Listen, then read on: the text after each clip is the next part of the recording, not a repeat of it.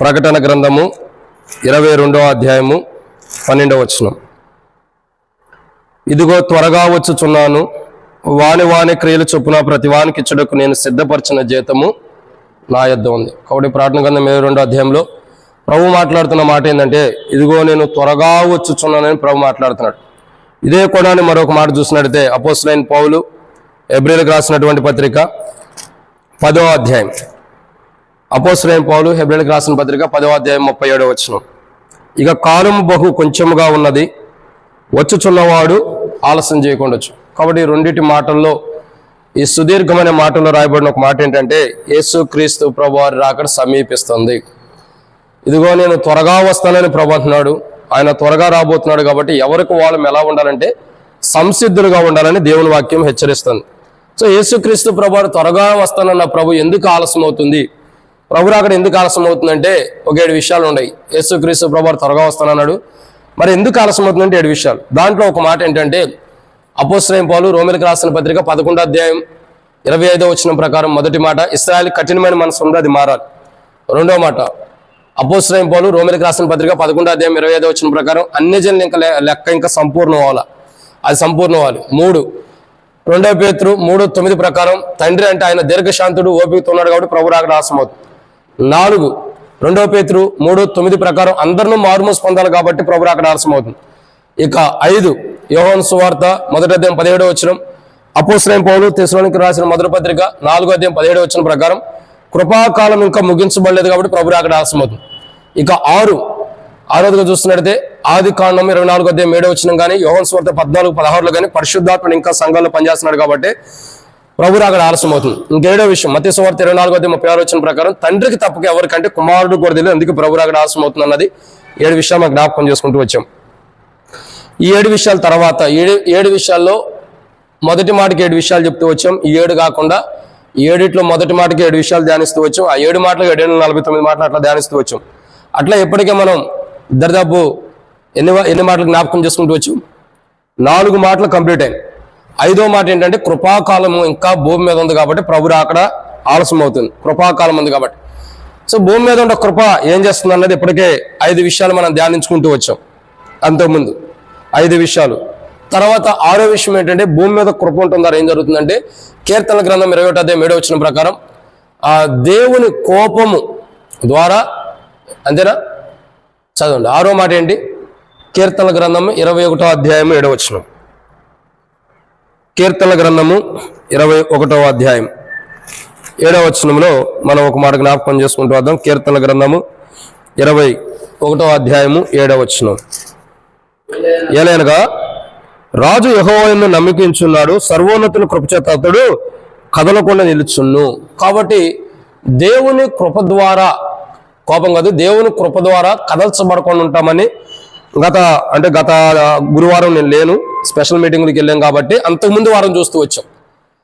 దేవుని కృప ద్వారా కదల్చబడకుండా ఉంటాం. సో దేవుని కృప ద్వారా ఏ విషయాలను బట్టి మనం కదల్చబడకుండా ఉంటామంటే, శోధించబడినప్పుడు, శోధనలు వచ్చినప్పుడు కదల్చబడకుండా ఉంటున్నాం, మానసికంగా కృంగినప్పుడు కదల్చబడకుండా ఉంటున్నాం, నిందల్లో ఉన్నప్పుడు కదల్చబడకుండా ఉంటున్నాం, కలవరంలో ఉన్నప్పుడు కదల్చబడకుండా ఉంటున్నాం, బాధల్లో ఉన్నప్పుడు కదల్చబడకుండా ఉంటున్నాం, యుద్ధాలు ఉంటాయి అప్పుడు కదల్చబడకుండా ఉంటున్నాం, అనేకమైన పరిస్థితులు వచ్చినప్పుడు కదల్చబడకుండా ఉంటాం. విచిత్రం ఏంటంటే, ఆ గురువారం ఆ వాక్యం ధ్యానించాము, ఆ తర్వాత ఆదివారమే బలహీనత వచ్చింది నాకు.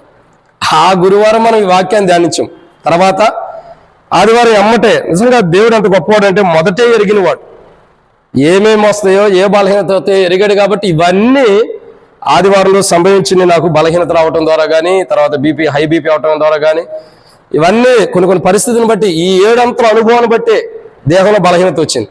నిజంగా దేవుడు మొదటే మాట్లాడతాడు. ఆ కృప ఉండటం ద్వారా నేటికి మనం ఆ బలహీనతలు వచ్చినప్పుడు 7 అంతల అనుభవాలు మనకు ఎదురైనా, ఏవి శోధనలు వచ్చినాయి, మానసికంగా కృంగిపోయిన అనుభవాలు వచ్చినాయి, నిందలు వచ్చినాయి, కలవరాలు వచ్చినాయి, బాధలు వచ్చినాయి, యుద్ధాలు ఉంటాయి, అనేకమైన పరిస్థితులు ఎదురైనాయి. ఈ పరిస్థితులంతట్లో కూడా దేవుని కృప ఉంది కాబట్టి మనం కదల్చబడుకోకుండా స్థిరులుగా ఉండం. ఇది గత వారం మనం అంతకుముందు వారం చూసిన మాట. సో గత వారం లేం కాబట్టి మనం వాక్యాన్ని కంప్లీట్ చేయాలి. ఈ వారం మనం చూసేటటువంటి ఒక మాట ఏంటంటే, దేవుని యొక్క వాక్యంలో ఈ వారం మనం చూస్తున్నటువంటి ఒక మాట ఉంది. ఏంటి మాట అని మనం అర్థం చేసుకున్నట్టు ప్రియులారా, యేసు క్రీస్తు ప్రభు రాకడకు ఆలస్యం కారణం ఏంటంటే, దేవుని కృప ఇంకా భూమి మీద ఉంది కాబట్టి. కృప గురించి ఇప్పటికే మనం 6 కోణాల్లో ధ్యానించుకుంటూ వచ్చాం. ఇక 7వ విషయాన్ని మనం చూస్తున్నాం ఇప్పుడు, దేవుని కృప. ఈ కృప గురించి మనం అర్థం చేసుకోవాల్సిన అనేకమైన అంశాలు మనం అర్థం చేసుకున్నట్లయితే, కీర్తనల గ్రంథం 59వ అధ్యాయం. కీర్తనల గ్రంథము 59వ అధ్యాయం. క్షమించండి, ఇది 5వ మాటలో 7 విషయాలు ఉండే, 7 మాటల్లో ఇది 7వ విషయం. కీర్తనల గ్రంథము 59వ అధ్యాయము. మనం దేవుని యొక్క వాక్యాన్ని జాగ్రత్తగా అర్థం చేసుకున్నట్లయితే 10వ వచనం చూద్దాం. కీర్తనల గ్రంథము 59వ అధ్యాయము 10వ వచనం.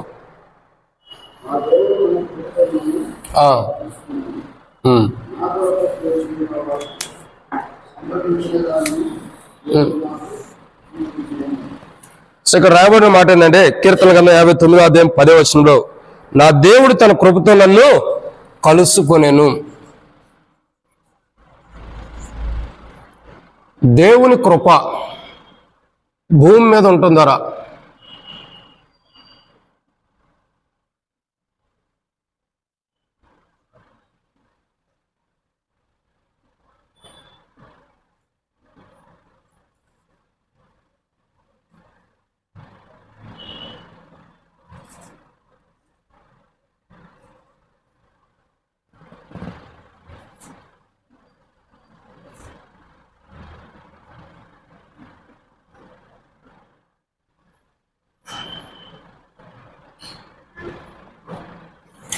సో ఇక్కడ దేవుని యొక్క వాక్యాన్ని మనం చూడాల్సిన మాట ఏంటంటే, వీళ్ళారా, దేవుని కృప భూమి మీద ఉండటం ద్వారా జరుగుతున్న సన్నివేశం ఏంటంటే, ఆయన కృప భూమి మీద ఉండటం ద్వారా మనల్ని ఆయన కలుసుకుంటున్నాడు. ఆయన ఏం చేస్తున్నాడు? మనల్ని కలుసుకుంటున్న అనుభవం ఉంది. సో ఇక్కడ అర్థం చేసుకోవాల్సిన ఒక విషయం ఏంటంటే, దేవుని కృప అన్నది భూమి మీద ఉండటం ద్వారా దేవుడు మనకు కలుసుకుంటున్నాడు. ఈరోజు ఆ దేవుని కృపే మనకు లేకపోతే, ఆ దేవుని కృప మనతో ఉండకపోతే దేవుడు మనల్ని కలుసుకోవటం అన్నది కష్టం. ప్రతి మనిషితో కూడా దేవుడు కలుసుకుంటున్నాడంటే, వాక్య వెలుగులో కానీ, అది ఒక వాక్యం బోధించకుండా కానీ, వాక్యం చదవటంలో కానీ, పరిస్థితులను బట్టి కానీ, సిచ్యువేషన్స్ బట్టి కానీ దేవుడు మనల్ని కలుసుకుంటున్నాడంటే మొదటి కోణం ఏంటంటే, ఇంకా భూమి మీద దేవుని కృప ఉండబట్టి. ఆ దేవుని కృప భూమి మీద ఉండకపోతే దేవుడు మనల్ని కలుసుకోవడం అన్నది కష్టం. ఈ రోజుకి మనల్ని దేవుడు కలుసుకుంటున్నాడంటే కారణం ఏంటి? దేవుని కృప భూమి మీద ఉండబట్టే. ఈ కృప భూమి మీద ఉంటుందా దేవుడు మనల్ని కలుసుకుంటున్నాడు. ఎటువంటి సందర్భాల్లో దేవుడు మనల్ని కలుసుకుంటున్నాడంటే బైబిల్లో కొన్ని విషయాలు ఉన్నాయి. వాటిని మనం ధ్యానించే మునుపు ప్రభు నడిపింపు కొరకు చిన్న ప్రార్థన.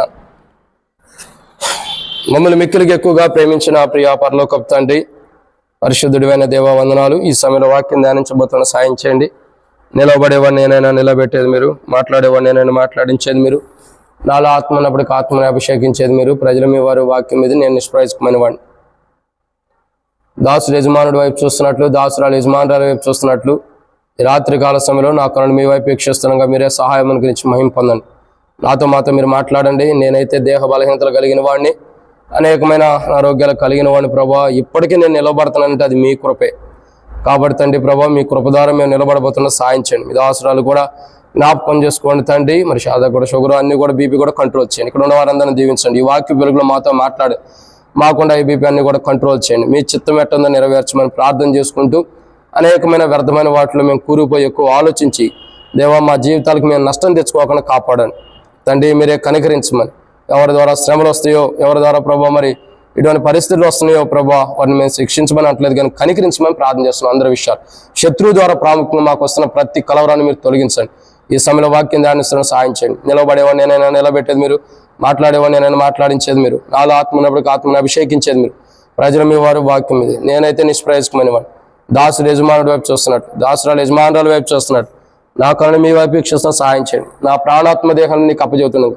ఈరోజు వాక్యం ధ్యానించబోతున్న సాయం చేయండి. శత్రువు సిగ్గు నీకు మహిమ తెచ్చుకోమని, నాతో మాట్లాడి ప్రతి ఒక్కరు తీర్చమని దేవా. ఈ వాక్య వెలుగులో నన్ను సరిచేయమని. నేనైతే బలవంతుని కాను, బలహీనని ఒప్పుకుంటున్నా. మీరే నన్ను మీ పునరుద్ధాన శక్తి ద్వారా బలపరిచి నీ ప్రజలకి మాకును అవసరమైన మాటలు అనుగ్రహించి మహిమ పొందమని, మాతో మాట్లాడి ప్రతి ఒక్కరు తీర్చమని దేవా. ఈ వాక్యం ధ్యానిస్తుండగా మరొకసారి తెరవబడిన ఆకాశం మాకు అనుగ్రహించి,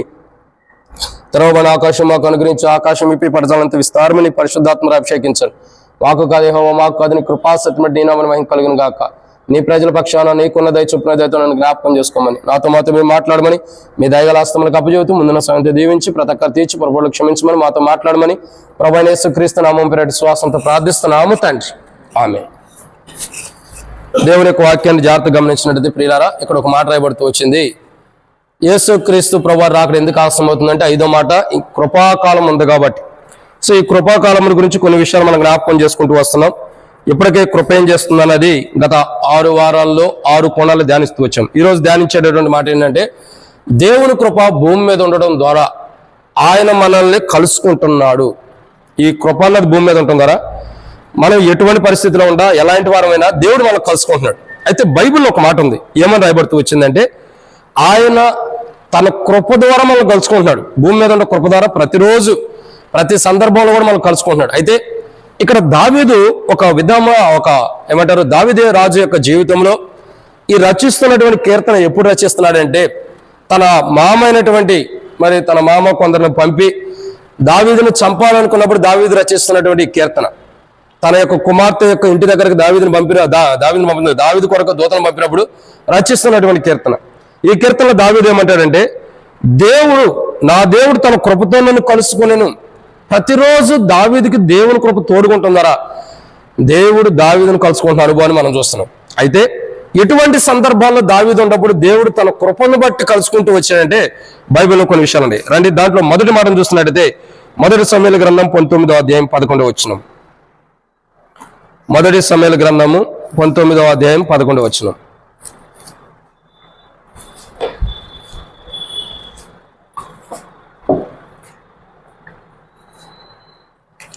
మొదటి సమూయేలు గ్రంథం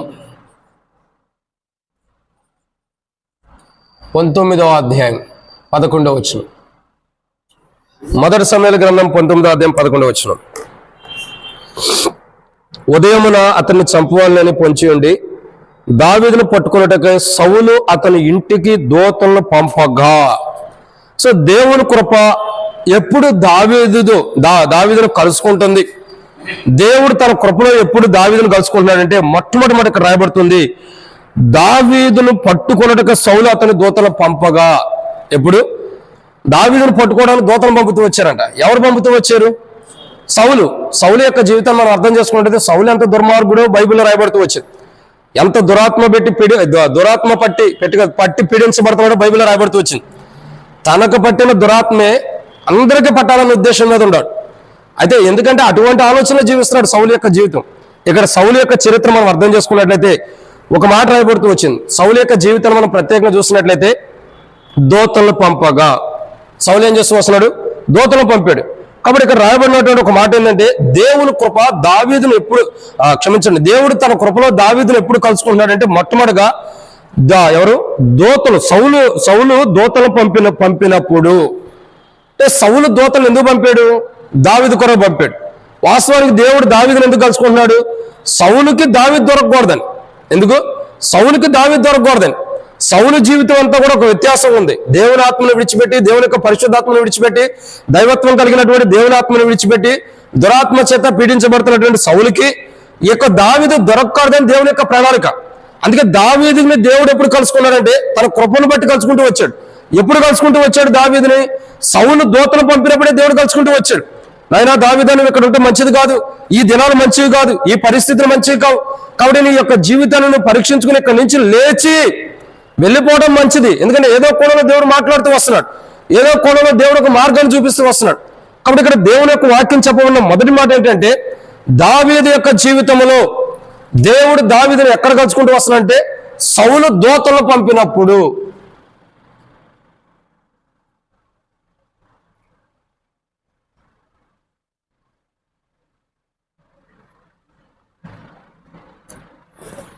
సో ఇక్కడ మొట్టమొదటి మాట మనం చూసినట్లయితే దావీదు యొక్క జీవితం మనం చూస్తున్నాం. కీర్తన గ్రంథం 59వ అధ్యాయం 10వ వచనంలో దావీదు రాజు అంటున్నటువంటి ఒక మాటను చూసినట్లయితే ఇక్కడ దావీదు రాజు అంటూ వస్తున్నాడు. ఏమన్నాడయ్యా? నా దేవుడు తన కృపలో నన్ను కలుసుకుంటున్నాడు అన్నాడు. దేవుడు తన కృపలో దావీదును కలుసుకుంటున్నాడు. ఎప్పుడు కలుసుకుంటున్నాడు? మొట్టమొదటిగా ఇక్కడ దేవుని యొక్క వాక్యం చూసినట్లయితే సౌలు దూతలను పంపినప్పుడు కలుసుకుంటున్నాడు. ఎందుకంటే సౌలు యొక్క దూతలు వచ్చి దావీదుకి ఎటువంటి ప్రమాదాలు, ఎటువంటి కీడు చేయకుండా ఉండటం కొరకు, దావీదుకి ఏ నష్టం కలగకుండా ఉండటం కొరకు, దావీదుకి ఏ హాని కలగకుండా ఉండటం కొరకు, దావీదుకి ఏ నష్టం కూడా రాకుండా ఉండటం కొరకు దేవుడే సౌలు దూతలను పంపినప్పుడు దావీదుకి నష్టం కలగకుండా ఉండాలి. కాబట్టి దేవుడు తన కృపలో దావీదును కలుసుకొని సౌలు యొక్క దూతల దగ్గర నుంచి దేవుడు తప్పిస్తున్నాడు. ఇప్పుడు ఎందుకు కలుసుకుంటున్నాడు దేవుడు దావీదుని దేవుడు తన కృపను ఎందుకు కలుసుకుంటున్నాడంటే సౌలు దగ్గర నుంచి తప్పించడానికి, లేదా సౌలు యొక్క దూతల దగ్గర నుంచి తప్పించడానికి. సౌలు దూతలు ఎటువంటి స్థితిలో ఉన్నా, సౌలు దూతలకు ఎటువంటి పరిస్థితిలో ఉన్నప్పుడు కూడా వాళ్ళు దావీదు కొరకు వస్తున్నప్పుడు దేవుడు సౌలు యొక్క దూతల చేతుల నుండి దావీదుని రక్షించడం కొరకు, దావీదుని కాపాడటం కొరకు, ప్రత్యేకంగా దావీదుని రక్షించడం కొరకు దేవుడు తన కృపలో దావీదును కలుసుకుంటున్నాడు. కలుసుకొని సౌలు యొక్క దూతల దగ్గర నుంచి విడిపిస్తున్నాడు. ఇది మొదటి మాట. ఇక రెండో విషయాన్ని చూద్దానండి. రెండో మాటను మనం చూస్తున్నట్టయితే ప్రియులారా రండి, దేవుని యొక్క వాక్యం చూసినట్టు కీర్తనల గ్రంథం 59వ అధ్యాయం 4వ వచనం.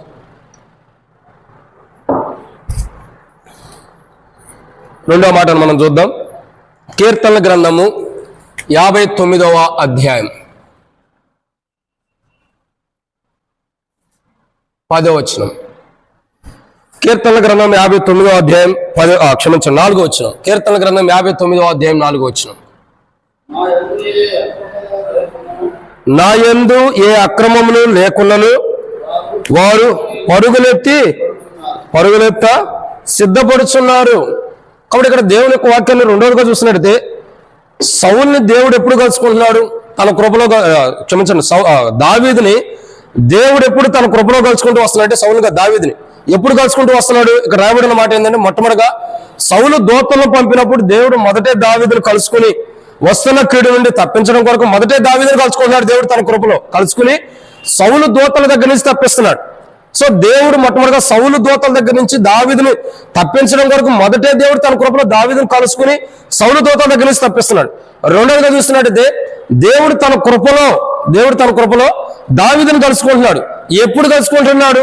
ఎప్పుడంటే ఇక్కడ రాబడిన కీర్తనల గ్రంథం 59వ 4వ వచనంలో నా యందు ఏ అక్రమం లేకున్నాను వారు పరుగెత్తి సిద్ధపడుతున్నారు. ఏమన్నారు? పరుగులెత్త సిద్ధపడుతున్నారు. కాబట్టి ఇక్కడ అర్థం చేసుకోవాల్సిన విషయం ఏంటంటే దావీదుతో పాటు ఏం చేస్తున్నారు? పరుగులెట్టడానికి సిద్ధపడుతున్నారు. ఎందుకు? దావీదుని పట్టుకోవడం కొరకై.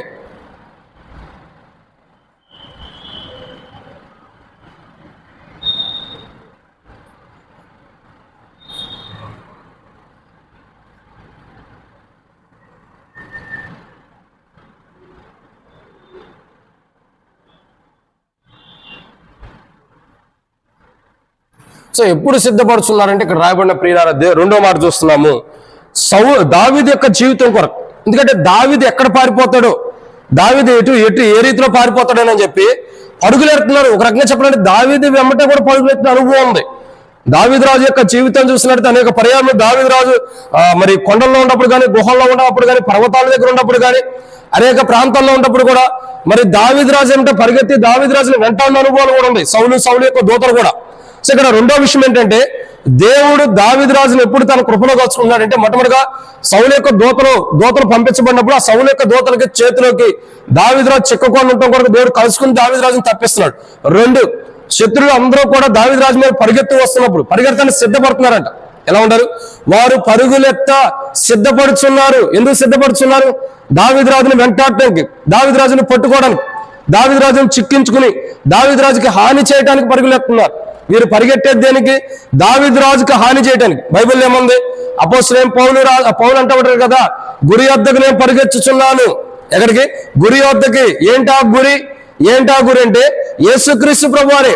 అందుకే బైబిల్ రాయబడుతూ అవుతుంది, నా వైపు చూసి రక్షణ పొందుడి. ఎవరు? ప్రభు వైపు.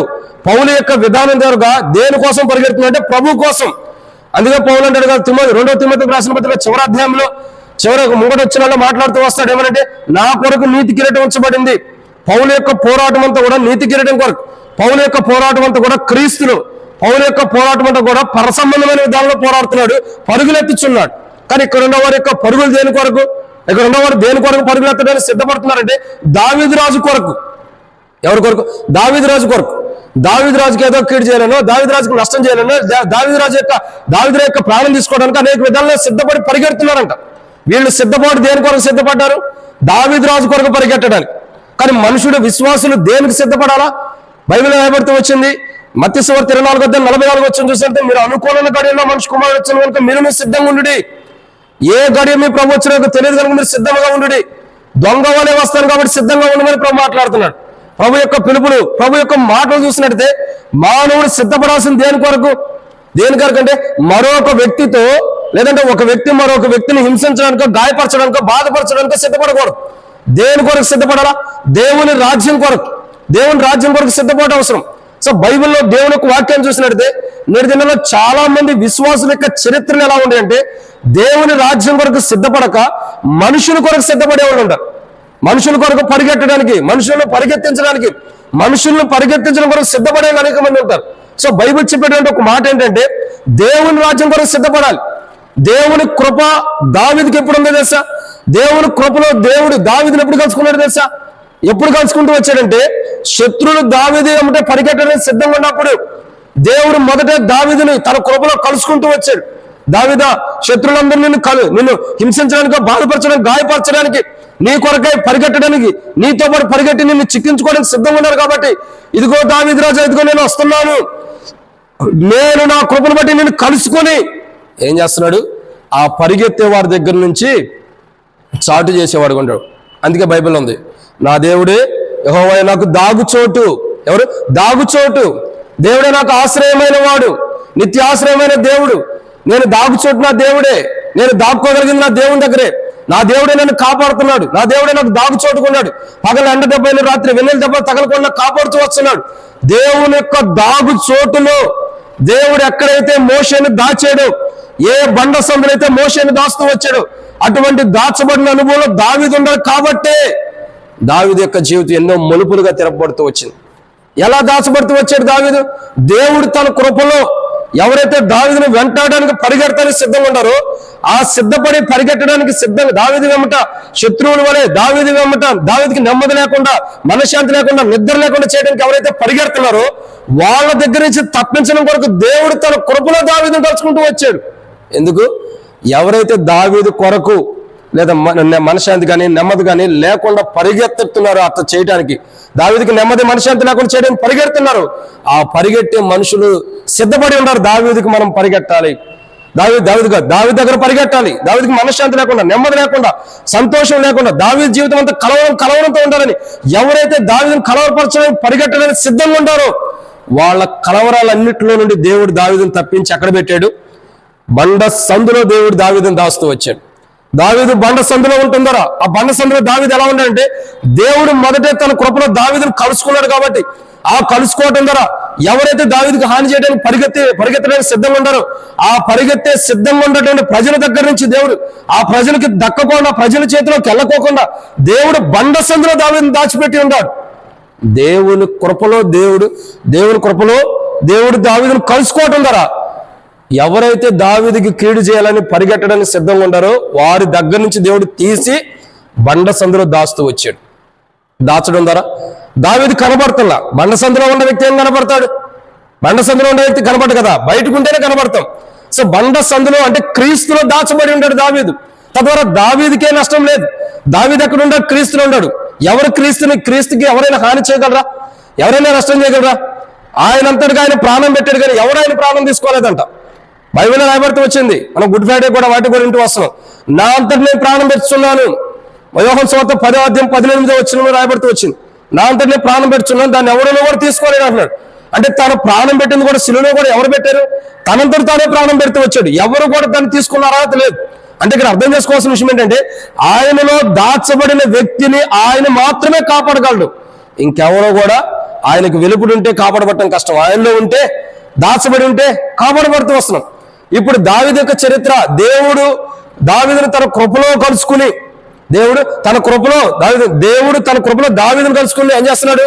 సౌలు దూతల దగ్గర నుంచి, సౌలు దూతను పంపినప్పుడు కాపాడుతున్నాడు దూతల దగ్గర నుంచి. 2, దేవుడు తన కృపలో దావీదును కలుసుకుని ఎవరైతే దావీదు కొరకు పరిగెట్టడానికి సిద్ధంగా ఉన్నారో, ఆ పరిగెట్టడానికి సిద్ధంగా ఉన్న వారి దగ్గర నుంచి దావీదును కాపాడి బండ సందులో దేవుడు దాస్తున్న అనుభవం ఉంది. తద్వారా దేవుని కృపలోనే దావీదుని కలుసుకుని ఈ రెండంతా అనుభవం వస్తుంది. ఒకటి దూతల దగ్గర నుంచి తప్పించబడుతున్నాడు, 2 పరిగెత్తడానికి సిద్ధంగా ఉన్న వారి దగ్గర నుంచి తీసివేసి బండ సందులో దాచిపెడుతున్నాడు. దావీదుకి నష్టం రాకుండా ఉంటాడు. దేవుని కృపలో దేవుడు మనల్ని కలుసుకుంటే మనకు కూడా ఎట్టి నష్టం రాదు, మనల్ని కూడా దేవుడు ఎట్లా కాపాడుతాడు. ఇది 2. 3వ విషయాన్ని చూద్దానండి. 3వ మాటలో దేవుని యొక్క వాక్యాన్ని చూస్తున్నట్లయితే ప్రియులారా, 3వ మాట కీర్తనల గ్రంథం 59వ అధ్యాయం. కీర్తనల గ్రంథం 59వ అధ్యాయము 2వ వచనం. కీర్తనల గ్రంథం 59వ అధ్యాయం 2వ వచనం.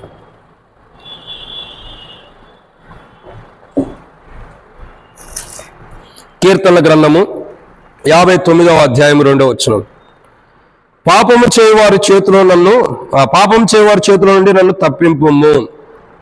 సో ఇక్కడ దేవుని యొక్క వాక్యాన్ని జాగ్రత్తగా అర్థం చేసుకున్నట్టు ఇది ఎన్నో మాట అంటే ఇక్కడ రాయబడుతున్న మాటను చూస్తున్నట్టు ప్రియులారా, ఇది 3వ మాటను మనం చూస్తున్నాం. ఏమని రాయబడుతూ వచ్చింది? దేవుని యొక్క వాక్యం చూస్తున్నట్టు పాపం చేయవారి చేతిలో నుండి నన్ను తప్పింపు. అంటే ఎవరైతే పాపం చేస్తున్నారో వారి చేతుల నుంచి నన్ను తప్పించమంటున్నాడు. సో ఇక్కడ దావీదు రాజును దేవుడు ఎప్పుడు తన కృపలో కలుసుకుంటూ వచ్చాడు?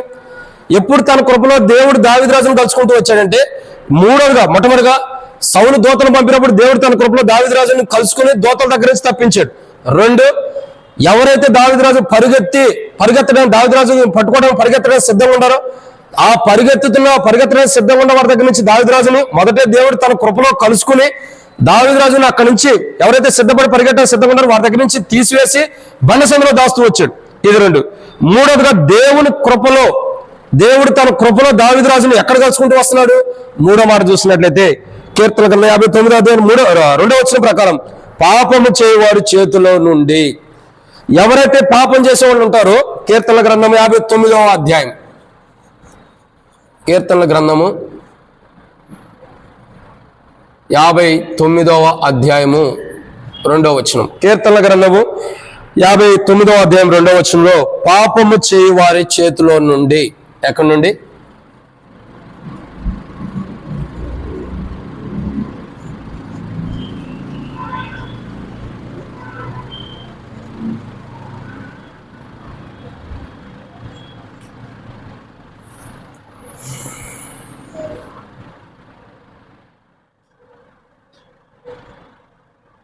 సో ఇక్కడ అర్థం చేసుకోవాల్సిన విషయం ఏంటంటే ఇది 3వ మాట.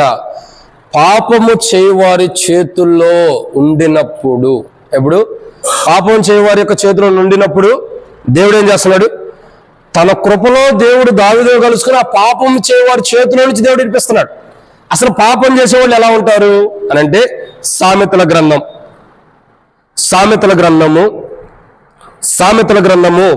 1వ అధ్యాయము 10వ వచనం. సామెతల గ్రంథము 1వ అధ్యాయము 10వ వచనం. నా కుమారుడా, పాపుని నిన్ను ప్రేరేపింపగా ఒప్పకము, మాతో కూడా రమ్ము, మనం ప్రాణం తీటికే పొంచిందము, నిర్దోషి అనుకుని పట్టుకునేటకు దాగి ఉందము. ఏమన్నాడు ఇక్కడ రాయబడి? సామెతల గ్రంథంలో 1వ అధ్యాయం 10-11 వచనంలో రాయబడిన మాట ఏంటి? నా కుమారుడు, పాపుని నిన్ను ప్రేరేపింపగా ఒప్పుకోకము. ఎందుకు పాపులు ప్రేరేపిస్తున్నారు? పాపులందరూ కూడా చేసే పని ఏంటి తెలుసా? మాతో కూడా రమ్ము, మనం ప్రాణం తీటికే పొంచును, నిర్దోషాన్ని కూడా పట్టుకునేట్టుగా దాగి ఉందము. ఇక్కడ పాపులు ఎందుకు అంటున్నారు? ఒక నిర్దోషైన వాడిని పట్టుకోవడానికి. ఎవరిని? ఒక నిర్దోషైన వాడిని. ఒక దోషం కాదు. ఇప్పుడు చూడండి, అందరూ కూడా యేసుక్రీస్తు ప్రభువారిని గెత్సెమనే తోటలో పట్టుకున్న వాళ్ళు అందరూ ఎవరు పట్టుకున్నారు? అందరూ పాపులే. ఒక్కడు మంచోడు ఉండాలా? ఏ భేదం లేదు, అందరూ పాపం చేసినాడు, ఒక్కడు మంచోడు లేదు. అందరూ యేసు ప్రభువుని పట్టుకున్నారు. ఒక్క మాట నేను అడగాల్సింది ఏంటంటే, అసలు ఆయన శరీరం ఎలాంటిది?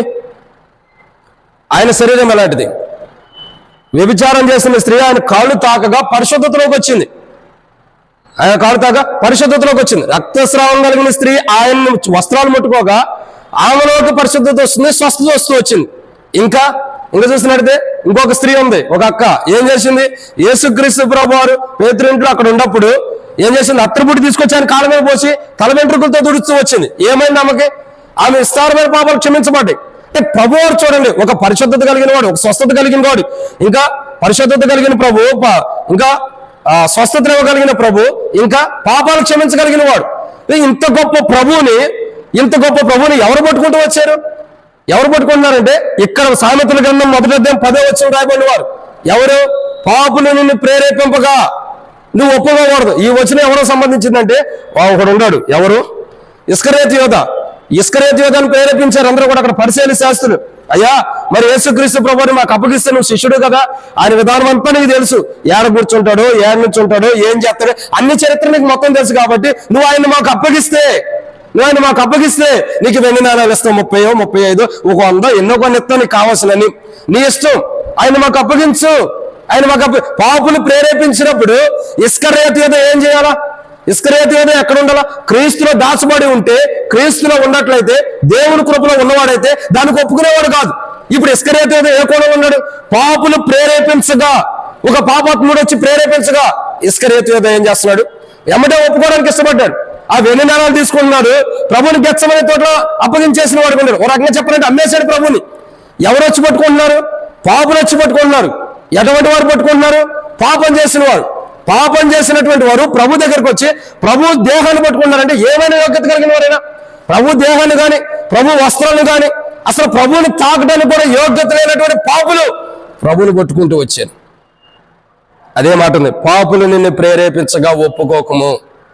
ప్రేరేపించారు ఇస్కరియోతు యూదాని, అన్నగారు ఒప్పేసుకున్నాడు. ఈ పాపులందరినీ పట్టుకుని ఏడకు తీసుకెళ్ళాడు? చెప్పండి. పాపులందరినీ తీసుకెళ్ళి ఎక్కడ తీసుకెళ్ళాడు? పాపులందరినీ ప్రభువుని అప్పగించడానికి, ప్రభువుని పట్టుకోవడానికి తీసుకెళ్తూ వచ్చాడు. ఇప్పుడు ఈ పాపుల యొక్క ఉద్దేశం ఏంటి? పాపుల యొక్క ఉద్దేశం ఏంటంటే అక్కడ 11 వచ్చిన చివరిలో చూస్తే, నిర్దోషి అనుకుని పట్టుకున్నట్టుగా దాగి ఉందము. ఇప్పుడు ఎవరు పట్టుకుంటూ వచ్చారు? క్షమించండి, ఎవరిని పట్టుకుంటూ వచ్చారు? ఎవరు పట్టుకున్నారంటే పాపులకు నిర్దోషమైన వాడిని పట్టుకున్నారు. ఎందుకు పట్టుకుంటూ వస్తున్నారు? అతను ప్రాణానికి హాని చేయడానికి. ఇప్పుడు దావీదు యొక్క చరిత్ర ఏంటి? దావీదు ఎవరి చేతిలో చిక్కుతున్నాడు? పాపం చేసిన వారి చేతిలో చిక్కుతున్నాడు. ఎలాంటి స్థితిలో చిక్కుతున్నాడు? ఎలాంటి స్థితిలో చిక్కుతున్నాడు అంటే నిర్దోషత్వం ఉన్నప్పుడు దావీదు పాపం చేతిలో చిక్కుతున్నాడు. ఎందుకు చిక్కుతున్నాడు? ఎందుకంటే ప్రాణం పోగొట్టుకోవడానికి, నష్టం చేసుకోవడానికి. అదే దావీదు కావాలని చేయట్లా. పాపులందరూ కలిపి ప్రేరేపణ కలిగి ఈ పాపులు ప్రేరేపించింది ఎవరు? వీళ్ళని ప్రేరేపించింది ఎవరు? సౌలు. ఎవరు ప్రేరేపించారు? సౌలే. సౌలు ఉన్న స్థితిలో ఉండుకోకుండా దేవుడిచ్చిన దేవుని ఆత్మను పోగొట్టుకుని, దురాత్మ కలిగిన వాడే దేవుని యొక్క ఆత్మను పోగొట్టుకుని, ఇంకా చెప్పాలంటే భ్రష్టత్వంలో జీవించి దురాత్మ కలిగి ఏం చేస్తున్నాడో మతి స్థిమిత లేనివాడుగా, ఇంకా తన యొక్క జీవితాన్ని చూసినట్టయితే తన మనస్సు సరైన విధానం లేక, మతి స్థిమిత లేక, సరైన జీవితాన్ని జీవించక, సరైన క్రైస్తవ జీవితం లేక, దేవుడిచ్చిన ఆత్మని కోల్పోయి భ్రష్టుడైపోయి ఏం చేస్తున్నాడో తెలియని స్థితిలో, ఏం జీవిస్తున్నాడో ఎలా జీవిస్తున్నాడో తెలియని స్థితిలో ఉండి సౌలు ఏం చేస్తున్నాడు? దావీదు కొరకు మనుషులను పంపుతున్నాడు, పొంచి ఉన్నారు. ఇప్పుడు దావీదు దగ్గరికి ఎవరు వస్తున్నారు? పాపులందరూ వస్తున్నారు. ఎందుకు వస్తున్నారు? దావీదుని పట్టుకోవడానికి.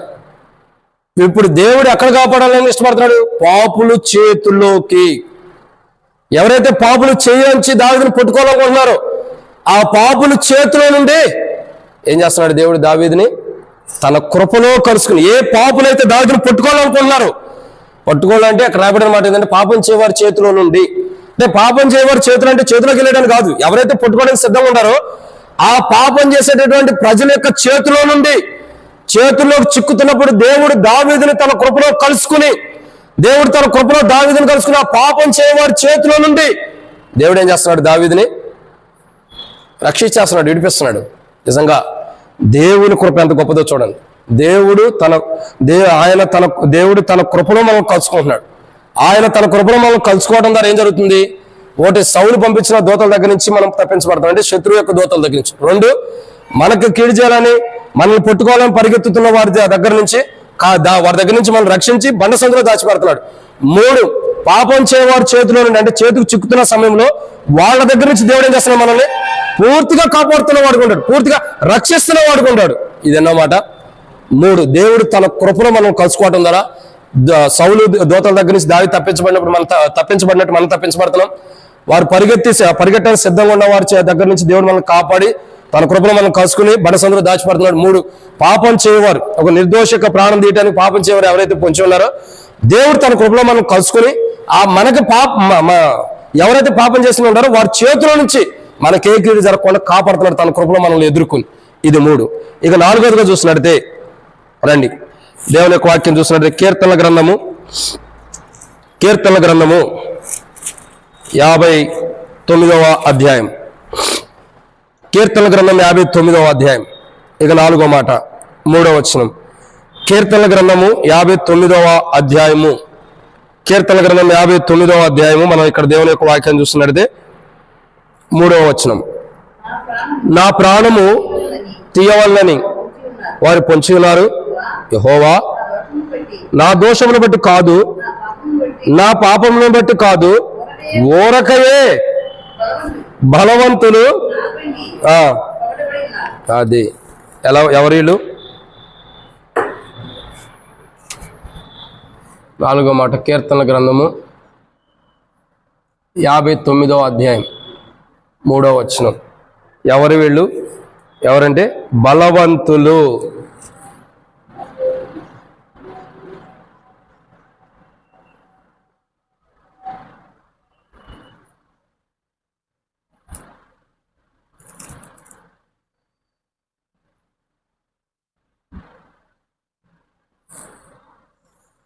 ఇక్కడ రాయబడినటువంటి 4వ మాట ఏంటంటే ప్రియులారా, దేవుని యొక్క వాక్యం చదువుతున్న 4వ మాట, ఊరకయే బలవంతులు నా పైనే పోగుబడి ఉన్నారు. నా పైన రాసింది పైన అని కూడా మనం అనుకుందాం. సో ఇక్కడ రాయబడిన మాట ఏంటంటే ప్రియులారా, దేవుని యొక్క వాక్యాన్ని జాగ్రత్తగా అర్థం చేసుకున్నట్లయితే దావీదు ఏమంటాడంటే, ఇక్కడ ఒక మాట దావీదు రాజు అంటాడు కదా, ఊరకయే బలవంతులు నా పైన పోగుబడి ఉన్నారు. ఏం చేసి ఉంటారు? పోగుబడి ఉంటారు. పోగుపడతాం అంటే ఎవరిళ్ళు? బలవంతులు అంట. బలవంతులైన వారు ఏం చేశారు? దావీదు పైన పోగుపడుతున్నారంట. అంటే దావీదుని పట్టుకోవడానికి, దావీదు రాజుకి నష్టం చేయడానికి, దావీదు రాజు ఎటు కూడా తప్పించుకోకుండా ఉండటం కొరకు బలవంతులైన వారు వచ్చారంట. ఏ బలవంతులు? శరీరానుసారంగా బలవంతులు. ఇంకా చూసినట్లయితే మంచిగా హైట్ ఉండొచ్చు, సౌందర్యవంతులు ఉండొచ్చు, బాగా బలం కలిగిన వారు ఉండొచ్చు.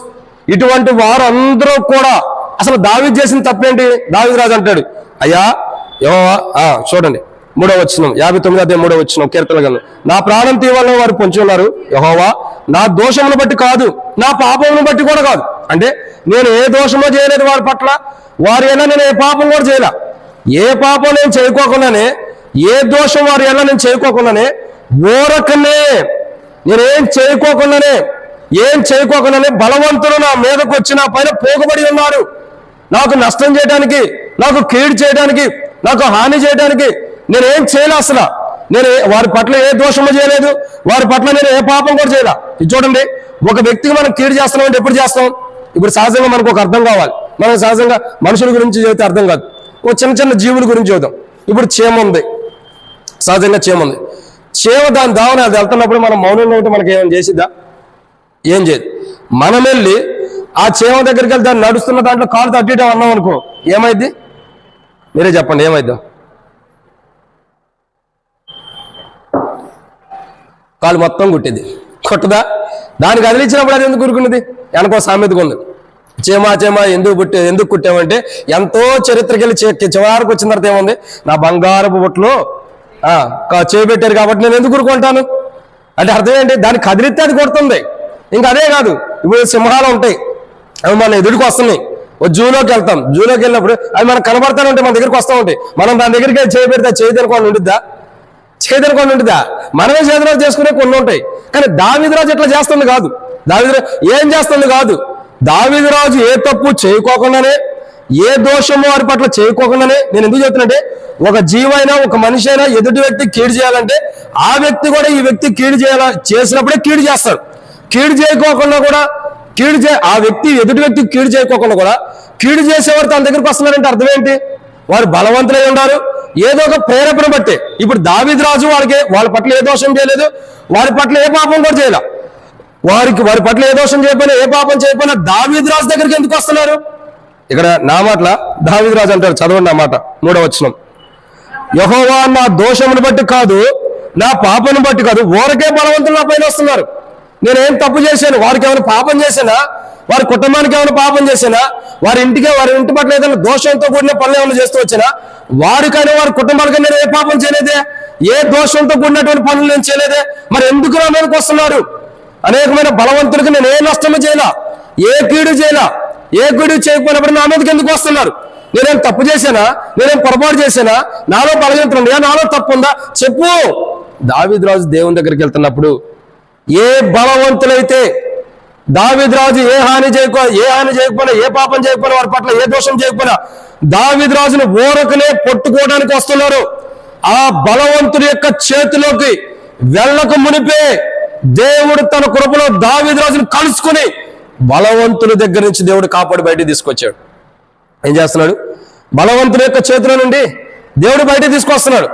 అనేక మంది బలవంతులు వస్తున్నారు, ఓరకయే బలవంతుల పైన పోగబడ్డారు. వారికి ఏ పాపం చేయలా, వారి పట్ల ఏ గిడి చేయలా, వారికి ఏ నష్టం చేయకపోయినా, వీళ్ళకి అసలు ఏ హాని చేయకపోయినా దావీదు రాజు మీదకి ఎందుకు వస్తున్నారు? ఇప్పుడు నేను ఒక మాట అంట, నేను సహజంగా ఇప్పుడు ఎలీషాను ఉంటాడు, ఎలీషానికి ఏదైనా కీడు చేశాను అనుకోండి, లేదా అక్క ఉన్నారు, అక్కకి ఏదైనా కీడు చేశాను అనుకో, చేస్తే నాకు కీడు చేయాలనుకుంటారు. నేనే కీడు చేయనప్పుడు వాళ్ళ మీదకి ఎందుకు కీడు చేయాలని వస్తారు? రారు కదా. ఇప్పుడు ఇక్కడ అర్థం ఏంటి? దావీదు రాజు ఏ కీడు చేయాల, అయినా కానీ వాళ్ళు ఏం చేస్తున్నారు? కీడు చేయడానికి వస్తున్నారు. లేదా దావీదు రాజు పైకి పొంచెత్తడానికి కారణం ఏంటి? దావీదు రాజు యొక్క నాశనాన్ని కోరుకుంటున్న వారికి ఉంటారు. దావీదు రాజు అయితే వాళ్ళ నాశనం కోరుకోవాలా, వాళ్ళ పట్ల ఏదైనా దోషంగా చేస్తే కానీ, లేదా వారి పట్ల ఏదైనా పాపం చేస్తే వారి యొక్క నాశనాన్ని కోరుకున్నాడు అనుకోవచ్చు. దావీదు రాజు ఏమంటే నేను ఏం చేయలేదు వారి పట్ల, అసలు వారికి నాకు సంబంధమే లేదు, వారితో నేను మాట్లాడిన విధానం కూడా లేవు, అయినా వాళ్ళు ఎందుకు నా పైన ఎట్లా వస్తున్నారు? యెహోవా నా దేవా, నేను వారి పట్ల దోషం చేయాలా, పాపం చేయాలా, అయినా నా మీదకి ఎందుకు పొంచెత్తి వస్తున్నారు? వారు బలవంతులై ఎందుకు నా మీద పొంచి వస్తున్నారు? అది బలవంతుల యొక్క చరిత్ర నేను కాపాడమన్నప్పుడు దేవుడు తన కృపలో దావీదు రాజును కలుసుకొని ఏం చేస్తున్నాడు? దావీదు రాజు వాళ్ళకి కీడు చేయడానికి నష్టం చేయడానికి వస్తున్నారు కదా, వాళ్ళ చేతుల్లో నుంచి, వాళ్ళ దగ్గర నుంచి దేవుడు కాపాడుతున్నాడు. బలవంతులారా, మీ బలమే పాటిది. ఓ బలవంతుడు ఉన్నాడు బైబిల్లో, బాగా పరిచయమైన వ్యక్తి. ఎవరా వ్యక్తి చెప్పండి? ఆ సంసోను. ఓకే, ఇంకొక వ్యక్తి ఉన్నాడు అన్నా, రైట్. ఎవరు? గొలియాదు. ఈయన చరిత్ర మనం చూస్తాం. ఈయన ఒక్కని బట్టి ఇశ్రాయేలు ప్రజలు మొత్తం భయపడుతున్నారు. ఒకని బట్టి ఏమైనా అందరూ భయపడుతూ వచ్చాడు. కానీ దావీదు రాజు ఏం చేశాడు? ఈ గొలియాతుని కూడా చంపడానికి కారణం ఉంది. ఎందుకంటే తనను బట్టి అనేకులు కీడు వస్తుంది కాబట్టి, తన బట్టి అనేకులు నష్టం వస్తుంది కాబట్టి దావీదు రాజు గొలియాతుని నష్టపరుస్తూ వచ్చాడు. సో దావీదు రాజు కావాలని చేసింది ఏమన్నా? ప్రజలు కాపాడుకోవడం చేస్తూ వచ్చాడు. కానీ ఇక్కడ దావీదు రాజు బలశూరులకి ఏం అన్యాయం చేశాడు? వాళ్ళ పట్ల ఏమైనా దోషం చేశాడా? వాళ్ళ పట్ల ఏమైనా పాపం చేశాడా? ఏ పాపం చేయకపోయినా, ఏ దోషం చేయకపోయినా, బలవంతులైన వారందరూ కూడా సౌలు ద్వారా ప్రేరేపించబడి, సౌలు యొక్క ప్రేరేపణలోకి వచ్చి, సౌలు బలవంతులను ప్రేరేపించడం ద్వారా బలవంతులైన వారు అనేక మంది దావీదు మీదకి వచ్చారు. నేనంట 10,000 మంది తన కుడి ప్రక్కన ఉండేనను. దావీదుకి ఏం జరగదు. ఎందుకు? ఆయన చిత్తంలో ఏర్పరచబడినవారు. సమూయేలుతో అంటాడు ఏమని? మనుషులు పై రూపాన్ని చూస్తున్నారు. నిజంగా నేను అనుకుంటా, దేవుని చిత్తం లేకుండా సమూయేలు కానీ ఆ సౌలుకుండా 7 కుమారులు కానీ అభిషేకించారు అనుకో, 7 కుమారులు అభిషేకించినట్లయితే, 7 ఎవరో ఒకళ్ళు అభిషేకించినట్లయితే ఈ సౌలు చేతిలోనూ ఇక గొలియా చేతిలో చచ్చిపోయి ఉండేవాడు. కానీ దేవుని చిత్తం ఉండేవాడిని దేవుడు అభిషేకించాడు. తద్వారా ఏ వచ్చిన దేవుడు తన కృపలో కలుసుకుని, దావీదు నువ్వు నా ద్వారా ఎన్నుకోబడి, ఏర్పరచబడి, నా ద్వారా అభిషేకించబడిన వాడివి కాబట్టి నీకు ఏ కీడు వచ్చినా ఇప్పటి నుండి ఇది మొదలుకొని నీవు నా కుమారుడువు, నేను నిన్ను కని ఉన్నాను. నీవు ఇప్పటి నుండి ఏం చేస్తావంటే సింహం యొక్క నోట్లో నుండి ఎలుగుబంటిని చితకగొడుతూ, కీర్తన గ్రంథం 2వ అధ్యాయం పెడుతూ వచ్చింది. ఇనుమును ఏం చేస్తాడు? చదవండి అన్నమాట. కీర్తన గ్రంథం 2వ అధ్యాయం చెప్తున్నాడు చూడండి. కీర్తన గ్రంథం 2వ అధ్యాయం 7వ వచనం. కట్టడం నేను వివరించదును, యెహోవా నాకు ఇలాగ సెలవిచ్చాను, నీవు నా కుమారుడు, నేను నిన్ను కని ఉన్నాను. నన్ను అడుగుము, జనునికి స్వాస్థ్యంగాను భూమిని దిగాంతంలో సొత్తుగానిచ్చాను. ఇనుప దండంతో వారిని నలగొట్టెదవు, కొండను పగలగొట్టినట్టుగా వారిని ముక్కలు చెక్కలుగా పగలగొట్టెదవు. ఎవరితో మాట్లాడుతున్నాడు దేవుడు? స్పష్టమైన విధానంతో మాట్లాడుతున్నాడు. తాను ఏర్పరచుకున్న కుమారుల గురించి మాట్లాడుతున్నాడు. దావీదు రాజుతో మాట్లాడుతున్న అనుభవం కూడా అదే. దావీదు రాజు, నేను నిన్ను ఏర్పరచుకున్నాను, నువ్వు ఇనుప దండంతో ఏలాల్సిన వాడివి, ముక్కల చెక్కలుగా పగలగొట్టాల్సిన వాడివి. కాబట్టి నువ్వు భయపడవసరం లేదు. కాబట్టి నువ్వు ఏ స్థితిలో ఉండవో ఎలా ఉండదు? బలవంతుడి చేతిలో నీకు చిక్కబడుతున్నావు అనుకున్నాడేమో, బలవంతుడు వచ్చి నీకు హాని చేయాలనుకున్నాడేమో, బలవంతుడు నీకు కీడు చేయాలనుకున్నాడేమో. ఏ బలవంతుడు నీ మీద చేయటానికి నేను అధికారం ఇవ్వను. ఎందుకని? దావీదు రాజు దేవుని ద్వారా ఎన్నుకోబడి, ఏర్పరచబడి, అందరూ తృణీకరించబడి చివరిలో ఉన్నవాడు ఏర్పరచబడినవాడు. 7 వ్యక్తులు దేవుడు తృణీకరించిన తర్వాత 8వ వ్యక్తి ఏర్పరచబడినవాడు ఇతడు. యెషయాకి ఎంతమంది కుమారులు? 8 మంది కన్ఫామ్ గా. దేవుడు 7 తృణీకరించి 8వ వ్యక్తిని దేవుడు ఏర్పరచుకుంటూ వచ్చాడు. ఎందుకంటే బలవంతులు వచ్చి చంపినప్పుడు పోన్లు చచ్చాడని వదిలేయడానికి కాదు. బలవంతుల చేతిలో నుండి దేవుడు తన కృపలో దావీదును కలుసుకుని ఏ బలవంతులైతే దావీదు మీద పొంచి ఉన్నారో, ఏ బలవంతులైతే దావీదు చుట్టూ చేరి ఉన్నారో, ఏ బలవంతులైతే దావీదు కీడు చేయాలని దావీదు మీద పడుతూ వస్తున్నారో, దావీదు చుట్టూ పొంచండి దావీదు మీద పడుతున్న సందర్భంలో దేవుడు తన కృపలో దావీదును కలుసుకుని బలవంతులు తన మీద పడుతున్నప్పుడు ఆ బలవంతుల దగ్గర నుంచి దావీదుని లేవనెత్తుతున్నాడు. దావీదుని లేవనెత్తుతున్నాడు. అందుకే ఒక మాట ఉండేది కీర్తనల గ్రంథంలో, ఆసాపు కుమారులు ఎవరో రాస్తాడు, ఎవరో రచిస్తూ వచ్చారు, ఎవరో చూడండి. కీర్తనల గ్రంథం 73వ అధ్యాయం, కీర్తనల గ్రంథం 73వ అధ్యాయం, ఆసాపు కీర్తన ఏమని రాయబడుతూ వచ్చింది? 23వ వచనం, క్షమించండి 25, 73వ కీర్తన 25వ వచనం. ఆకాశమందు నీవు తప్పక నాకు ఎవరున్నారు, నీవు నాకుండగా ఈ లోకంలో ఏది నాకు అక్కర్లేదు. దావీదు స్థితిగతులు ఏంటి? దేవుడు కృప కొరకు ఎదురు చూస్తున్నాడు. దావీదు స్థితిగతులు ఏంటి? దేవుని మీద ఆధారపడ్డాడు. ఏ బలవంతుడు దావీదు దగ్గరికి వచ్చినా దావీదు దేవుని కృపలో ఆధారపడ్డాడు, దేవుని కృప మీద ఆధారపడ్డాడు. కాబట్టి బలవంతులు దావీదు దగ్గరకు వచ్చినప్పుడు ఇక నాకు నువ్వు తప్పక ఇంకెవరున్నారయ్యా, నువ్వే నాకు అనుకున్నప్పుడు ఆకాశమందున్న దేవుడు దిగి వచ్చి తన కృపలో బలవంతులందరూ దావీదు మీద పడుతున్నప్పుడు దావీదును కలుసుకొని ఆ బలవంతుల దగ్గర నుంచి దేవుడు దావీదును కాపాడుతూ వచ్చాడు. నిజంగా కృప ఎంత గొప్పదో చూడండి, కృప ఎంత శ్రేష్టకరమైందో. బలవంతుల యొక్క చేతిలో నుండి, బలమైన వారి యొక్క చేతిలో నుండి ఆకాశం వైపు దావీదు చూసినప్పుడు, ఆకాశం వైపు తన కన్నులెత్తుకున్నప్పుడు బలవంతులందరూ తన మీదకి వచ్చి పడిపోతున్న సందర్భంలో దావీదు కన్నులు దేవుని తట్టు, ఆకాశం ఉన్న దేవుని తట్టు చూసినప్పుడు ఆకాశం నుండి దేవాతి దేవుడే తన కృపలో దావీదును కలుసుకోవడానికి దిగివచ్చి బలవంతులందరూ దావీదు చుట్టూ కుమ్ముకుని ఉన్నప్పుడు, దావీదు మీద పడుతున్నప్పుడు దేవుడు తన కృపలో దిగివచ్చి తన కృపలో దావీదును కలుసుకున్న బలవంతుల దగ్గర నుంచి దేవుడు ఏం చేశాడు? దావీదుని కాపాడుతూ వచ్చాడు. ఆ సన్నివేశం మనకు డైరెక్ట్ గా కలిగితే, కన్నులారా మనం చూస్తే, అది మన జీవితంలోనే జరిగితే ఎంత ఆనందం ఉండిద్దో, ఎంత ఆనందం ఉండిద్దో. ఓ రోజు ఒక వీడియో చూస్తూ వచ్చా యూట్యూబ్లో, న్యూస్. ఏంటి ఆ వీడియో అంటే,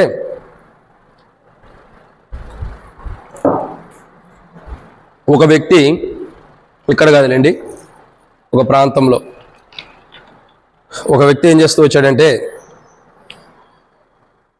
రోడ్డుకి అడ్డంగా నడుచుకుంటూ వెళ్తున్నాడు.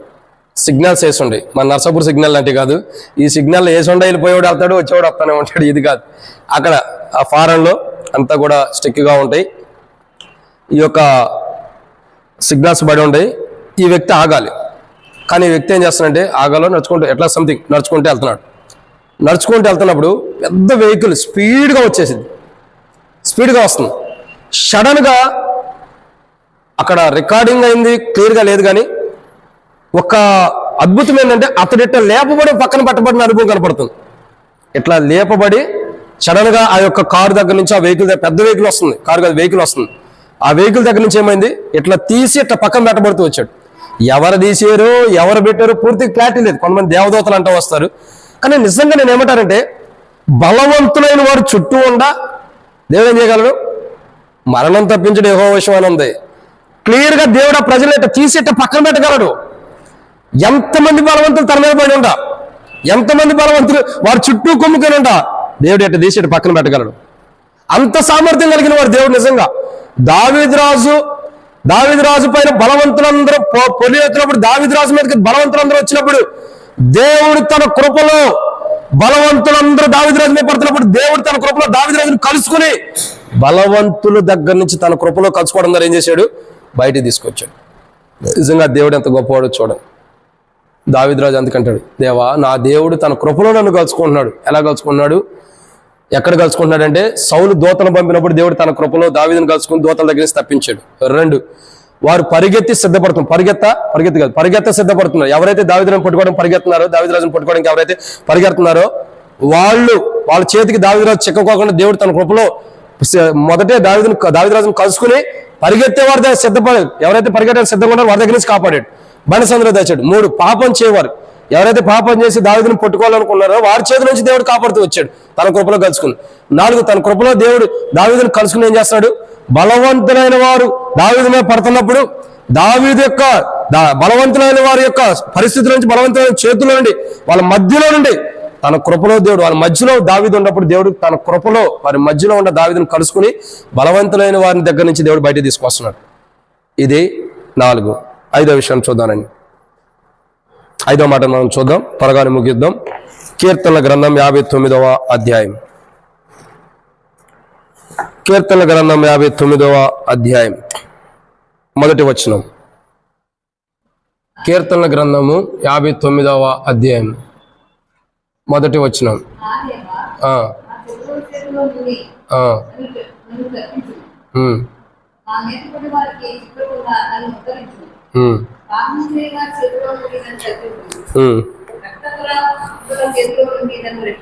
చాలక్క ఇక్కడ రాయబడిన మాట ఏంటంటే, నా మీద పడువారికి చిక్కకుండా నన్ను ఉద్ధరించుము.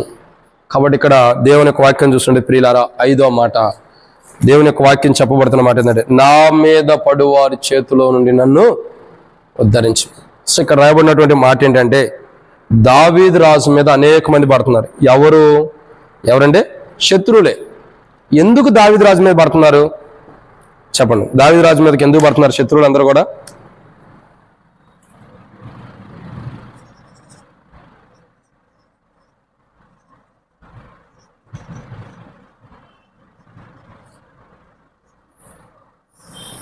ఎందుకు దావీదు రాజు మీద పడుతున్నారంటే, శత్రువులు అందరూ కూడా దావీదు రాజుని చిక్కించుకోవడానికి. ఎందుకు పడుతున్నారు? దావీదు రాజుని చిక్కించుకోవడానికి. ఎట్లయినా దావీదు రాజు మన చేతిలో చిక్కాలి. కీర్తనల గ్రంథం 59వ అధ్యాయం మొదటి వచనంలో అదే మాట రాయబడుతూ వచ్చింది. ఏమని? నా దేవా, నా శత్రువు చేతి నుంచి నన్ను తప్పించుము, నా మీద పడువారికి చిక్కకుండా నన్ను ఉద్ధరించుము. ఇప్పుడు దేవుడు తన కృపను ఎప్పుడు కలుసుకున్నాడు దావీదుని? ఎప్పుడంటే ఎవరైతే దావీదును చిక్కించుకోవాలని వలలు వడ్డీ ఉండారో, ఎవరైతే దావీదు రాజుని వలలు వడ్డీ ఉండారో వారి చేతిలో నుండి దేవుడు తన కృపలో కలుసుకుని ఏం చేస్తున్నాడు? విడిపిస్తున్నాడు. ఇదే మాట కీర్తన గ్రంథంలో ఇంకొక రీతిలో రాయబడుతూ వచ్చింది. ఎందుకంటే సహజంగా చాలా మంది ఏం చూస్తారంటే, ఇప్పుడు ఈ సేవకులు ఏ బలహీనతలు ఉంటాయి, లేదా ఈ బాధ్యత కలిగిన ఈ వ్యక్తులు ఏం బలహీనతలు ఉంటాయి అని విమర్శించి మన భూతద్దాలన్నీ కూడా నీళ్ళని చూసినట్టు ఎట్లా చూస్తాం, దీంట్లో పురుగుందా అన్నట్టు ఏ లోపం ఉందని ఎతుకుతూ ఉంటాం. కానీ ఇక్కడ ఏంటో తెలుసా, మనం వెతికేది మనుషుల లోపాలు ఎత్తుక్కుంటాం. కానీ ఇక్కడ దావీదు రాజు ఏమంటాడు? నన్ను చిక్కించుకోవడానికి ఎదురు చూస్తున్నారు. ఎందుకు? ఏదో లోపం ఎతకాలని కాదు. నా శత్రువులందరూ కూడా నేను ఎప్పుడు దొరుకుతానా, ఎప్పుడు వారి చేతికి చిక్కుతానా, ఎప్పుడు నేను బాధపరచాలి, ఎప్పుడు నేను గాయపరచాలని. చూడండి, ఎవరంటే సంసోన్ అనే వ్యక్తి శత్రువుల చేతికి చిక్కాడు. ఏం చేశారు వాళ్ళందరూ కూడా? సంసోను బలశూరుడు అయ్యా, పూజతో కూర్చోబెట్టారా? చక్కగా భోజనం పెడుతూ కూర్చోబెడుతూ వచ్చారా? ఏం చేశారు? కళ్ళు బీకేసి ఎత్తుకొని తిరగడానికి కట్టారు. నువ్వు ఒక ఎద్దులాగో, ఒక ఆవులాగో, ఒక గేదెలాగా నువ్వు తిరుగుతూనే ఉండు. ఎందుకు కడుతూ వచ్చారు? చిక్కబడ్డాడు కాబట్టి. చిక్కబడిన వ్యక్తికి అన్ని ప్రమాదకరమైనటువంటి పరిస్థితులు, సిచ్యువేషన్స్ ఎదురవుతాయి. అంత బాధకరమైన పరిస్థితులు ఎదురవుతాయి. కానీ అతడు ఎటువంటి స్థితిలో ఉండా, ఎటువంటి పరిస్థితిలో అతడు చిక్కుబడి ఉండా, కీర్తనల గ్రంథంలో ఒక మాట రాయబడుతూ వచ్చింది. దావీదు రాజును కూడా ప్రజలందరూ చిక్కించుకోవాలనుకున్నప్పుడు, సౌలు కూడా దావీదు రాజును చిక్కించుకోవాలనుకున్నప్పుడు, దేవుడు ఎవరైతే దావీదు రాజును చిక్కించుకోవాలని ఎదురు చూస్తున్నారో వారి యొక్క చిక్కుముడుల్లో నుండి దేవుడు దావీదు రాజును ఏం చేస్తూ వచ్చాడు? విడిపిస్తూ వచ్చాడు. ఎలా విడిపించాడు? రండి, కీర్తనల గ్రంథం 124వ అధ్యాయం. కీర్తనల గ్రంథం 124వ అధ్యాయం. కీర్తనల గ్రంథం 124వ అధ్యాయము 4వ వచనం. 3 నుండి 2 నేను చదువుతా, క్షమించండి. 2 నుండి. కీర్తనల గ్రంథం 124వ అధ్యాయం 2వ వచనం నుండి. వారి ఆగ్రహం మన పైన రగులు కొన్నప్పుడు యెహోవా మనకు తోడై ఉన్న ఎడల వారు మనల్ని ప్రాణంతోనే మృంగివేసి ఉందురు. జనములను మనలో మింగివేసి ఉండును, ప్రవాహులు మన ప్రాణం మీదుగా పొర్లిపారును. ఇంకా చూసినట్టయితే 6వ వచనం. వారి పండ్లకు మన వేటగా అప్పగింపని యెహోవా స్తుతునిందును గాక. పక్షి తప్పించుకున్నట్లు మన ప్రాణమును వేటగాని ఉరి నుండి తప్పించుకుని ఉన్నది. ఉరి తెంపబడిను, మనం తప్పించుకుని ఉన్నాం. భూమి ఆకాశం నుంచిన యెహోవా నామం వల్లే మనకు సహాయం కలిగి ఉన్నది. యెహోవా నామమే కలుగుచున్నది. చూడండి, పక్షి ఎలా ఉంది? చెక్కబడి ఉంది. ఎక్కడ చెక్కబడింది? వేటగాని ఊరిలో చెక్కబడి ఉందంట. ఎక్కడ? వేటగాని ఊరిలో. 6వ వచనంలో స్పష్టం ఉంది. వారి పండ్లకు మనల్ని వేటగా అప్పగింపిన యెహోవా స్తుతినందును గాక. ఎందుకు? వేటగాడు సిద్ధంగా ఉన్నాడు. దేనికి సిద్ధంగా ఉన్నాడు? ఎప్పుడు చిక్కుతాడా? వేటగాడు ఎందుకు ఎదురు చూస్తాడు? పక్షి కోసం వల పెడతాడు. ఎందుకు వలపెడతాడు? ఎందుకంటే దాన్ని పట్టుకోవడానికి, దాని కొరకు ఎదురు చూస్తూ ఉంటారు. ఆ పక్షి ఇతనికి ఏమైనా కీడు చేసిందా? ఎప్పుడు కీడు చేయాల. మరి ఆ పక్షి కొరకు ఎందుకు ఎదురు చూస్తున్నాడు? దాని ప్రాణం కొరకు ఎదురు చూస్తున్నాడు. వేటగాడు పక్షికి వల వేసినప్పుడు ఆ వలలో చిక్కున్నటువంటి పక్షి, ఆ వలలో చిక్కబడినటువంటి పక్షి వేటగాని ఉరి నుండి తప్పించబడినట్లు, దాని అదృష్టం బాగుండి వేటగాని ఉరి నుండి ఎలా తప్పించబడిందో, దావీదు రాజు యొక్క జీవితంలో శత్రువులు అందరూ కూడా దావీదు రాజుని చిక్కించుకున్నప్పుడు, లేదా చిక్కించుకోవాలనుకున్నప్పుడు, వారందరూ కూడా దావీదు రాజు మనకు దొరికాడు అనుకున్నప్పుడు, వారి యొక్క చిక్కుల్లో నుండి, వారు వలినటువంటి వలలో నుండి దేవుడు దావీదు రాజు వలలో చిక్కుంటున్నప్పుడు, వల దగ్గరికి దావీదు రాజు వెళ్తున్నప్పుడు, వలలో చిక్కుంటున్నప్పుడు దేవుడు తన కృపలో దావీదు రాజుని వలలో చిక్కుకున్న దావీదు రాజుని కలుసుకుని ఆ చిక్కుముల్లో నుండి, ఆ వల యొక్క విధానంలో నుండి దేవుడు దావీదు రాజును తప్పిస్తూ వచ్చాడు. అందుకే ఉంది, పక్షి తప్పించుకున్నట్లు మన ప్రాణమును వేటగాని ఉరి నుండి తప్పించబడి ఉన్నది. ఎలా ఉందండి? వేటగాని ఉరి నుండి మనం తప్పించుకొని ఉంది.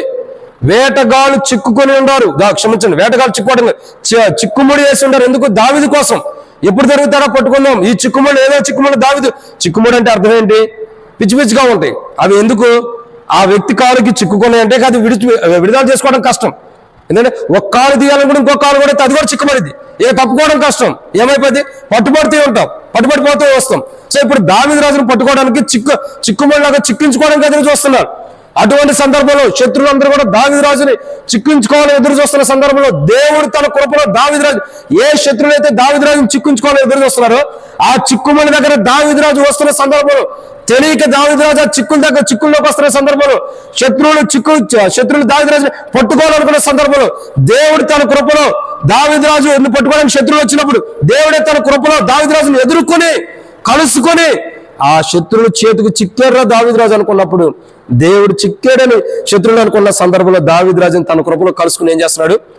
ఆ శత్రువుల చేతుల నుంచి బయటికి తీసుకొచ్చేస్తున్నాడు. అందుకుంది, ఉరి తెంపబడెను, మనం తప్పించబడెను. వేటగాని ఉరి నుండి తప్పించబడే అనుభవం. ఈరోజు చాలా మంది దావీదు రాజుకి ఏం చేస్తున్నాడు? చిక్కించుకోవడానికి ఎదురు చూస్తున్నాడు. అనేక మంది చిక్కుముడి వేస్తున్నారు. ఎప్పుడు జరుగుతాడు? ఎప్పటికీ దొరకడు. ఎందుకు దొరకడు? 38 సంవత్సరాల్లో 36 సంవత్సరాలు ఎదిగాడు. ఎప్పుడు దొరుకుతాడు దావీదు? ఎప్పుడు దొరుకుతాడు? ఎక్కడ దొరుకుతాడు? ఎందుకు దొరుకుతాడు? అసలు ఎక్కడ సౌలు చిక్కుముళ్ళు వేసినా, ఎక్కడ వేటగాని వలె సౌలు దావీదు కొరకు చిక్కులు పెట్టినా, ప్రతి చిక్కుముడిలో నుండి చిక్కులు తను పట్టుకున్నా ఆ ముడి విప్పదీయటం ఆయన తెలుసు. ఏది పట్టుకుంటే ఏమంటారు మన పెద్దలు అంటూ ఉంటారు, తీగ పట్టుకుంటే డొంకంతా కదిలిద్ది అంటారు. అసలు తీగ పట్టుకుంటే డొంకెట్ట కదిలిద్ది?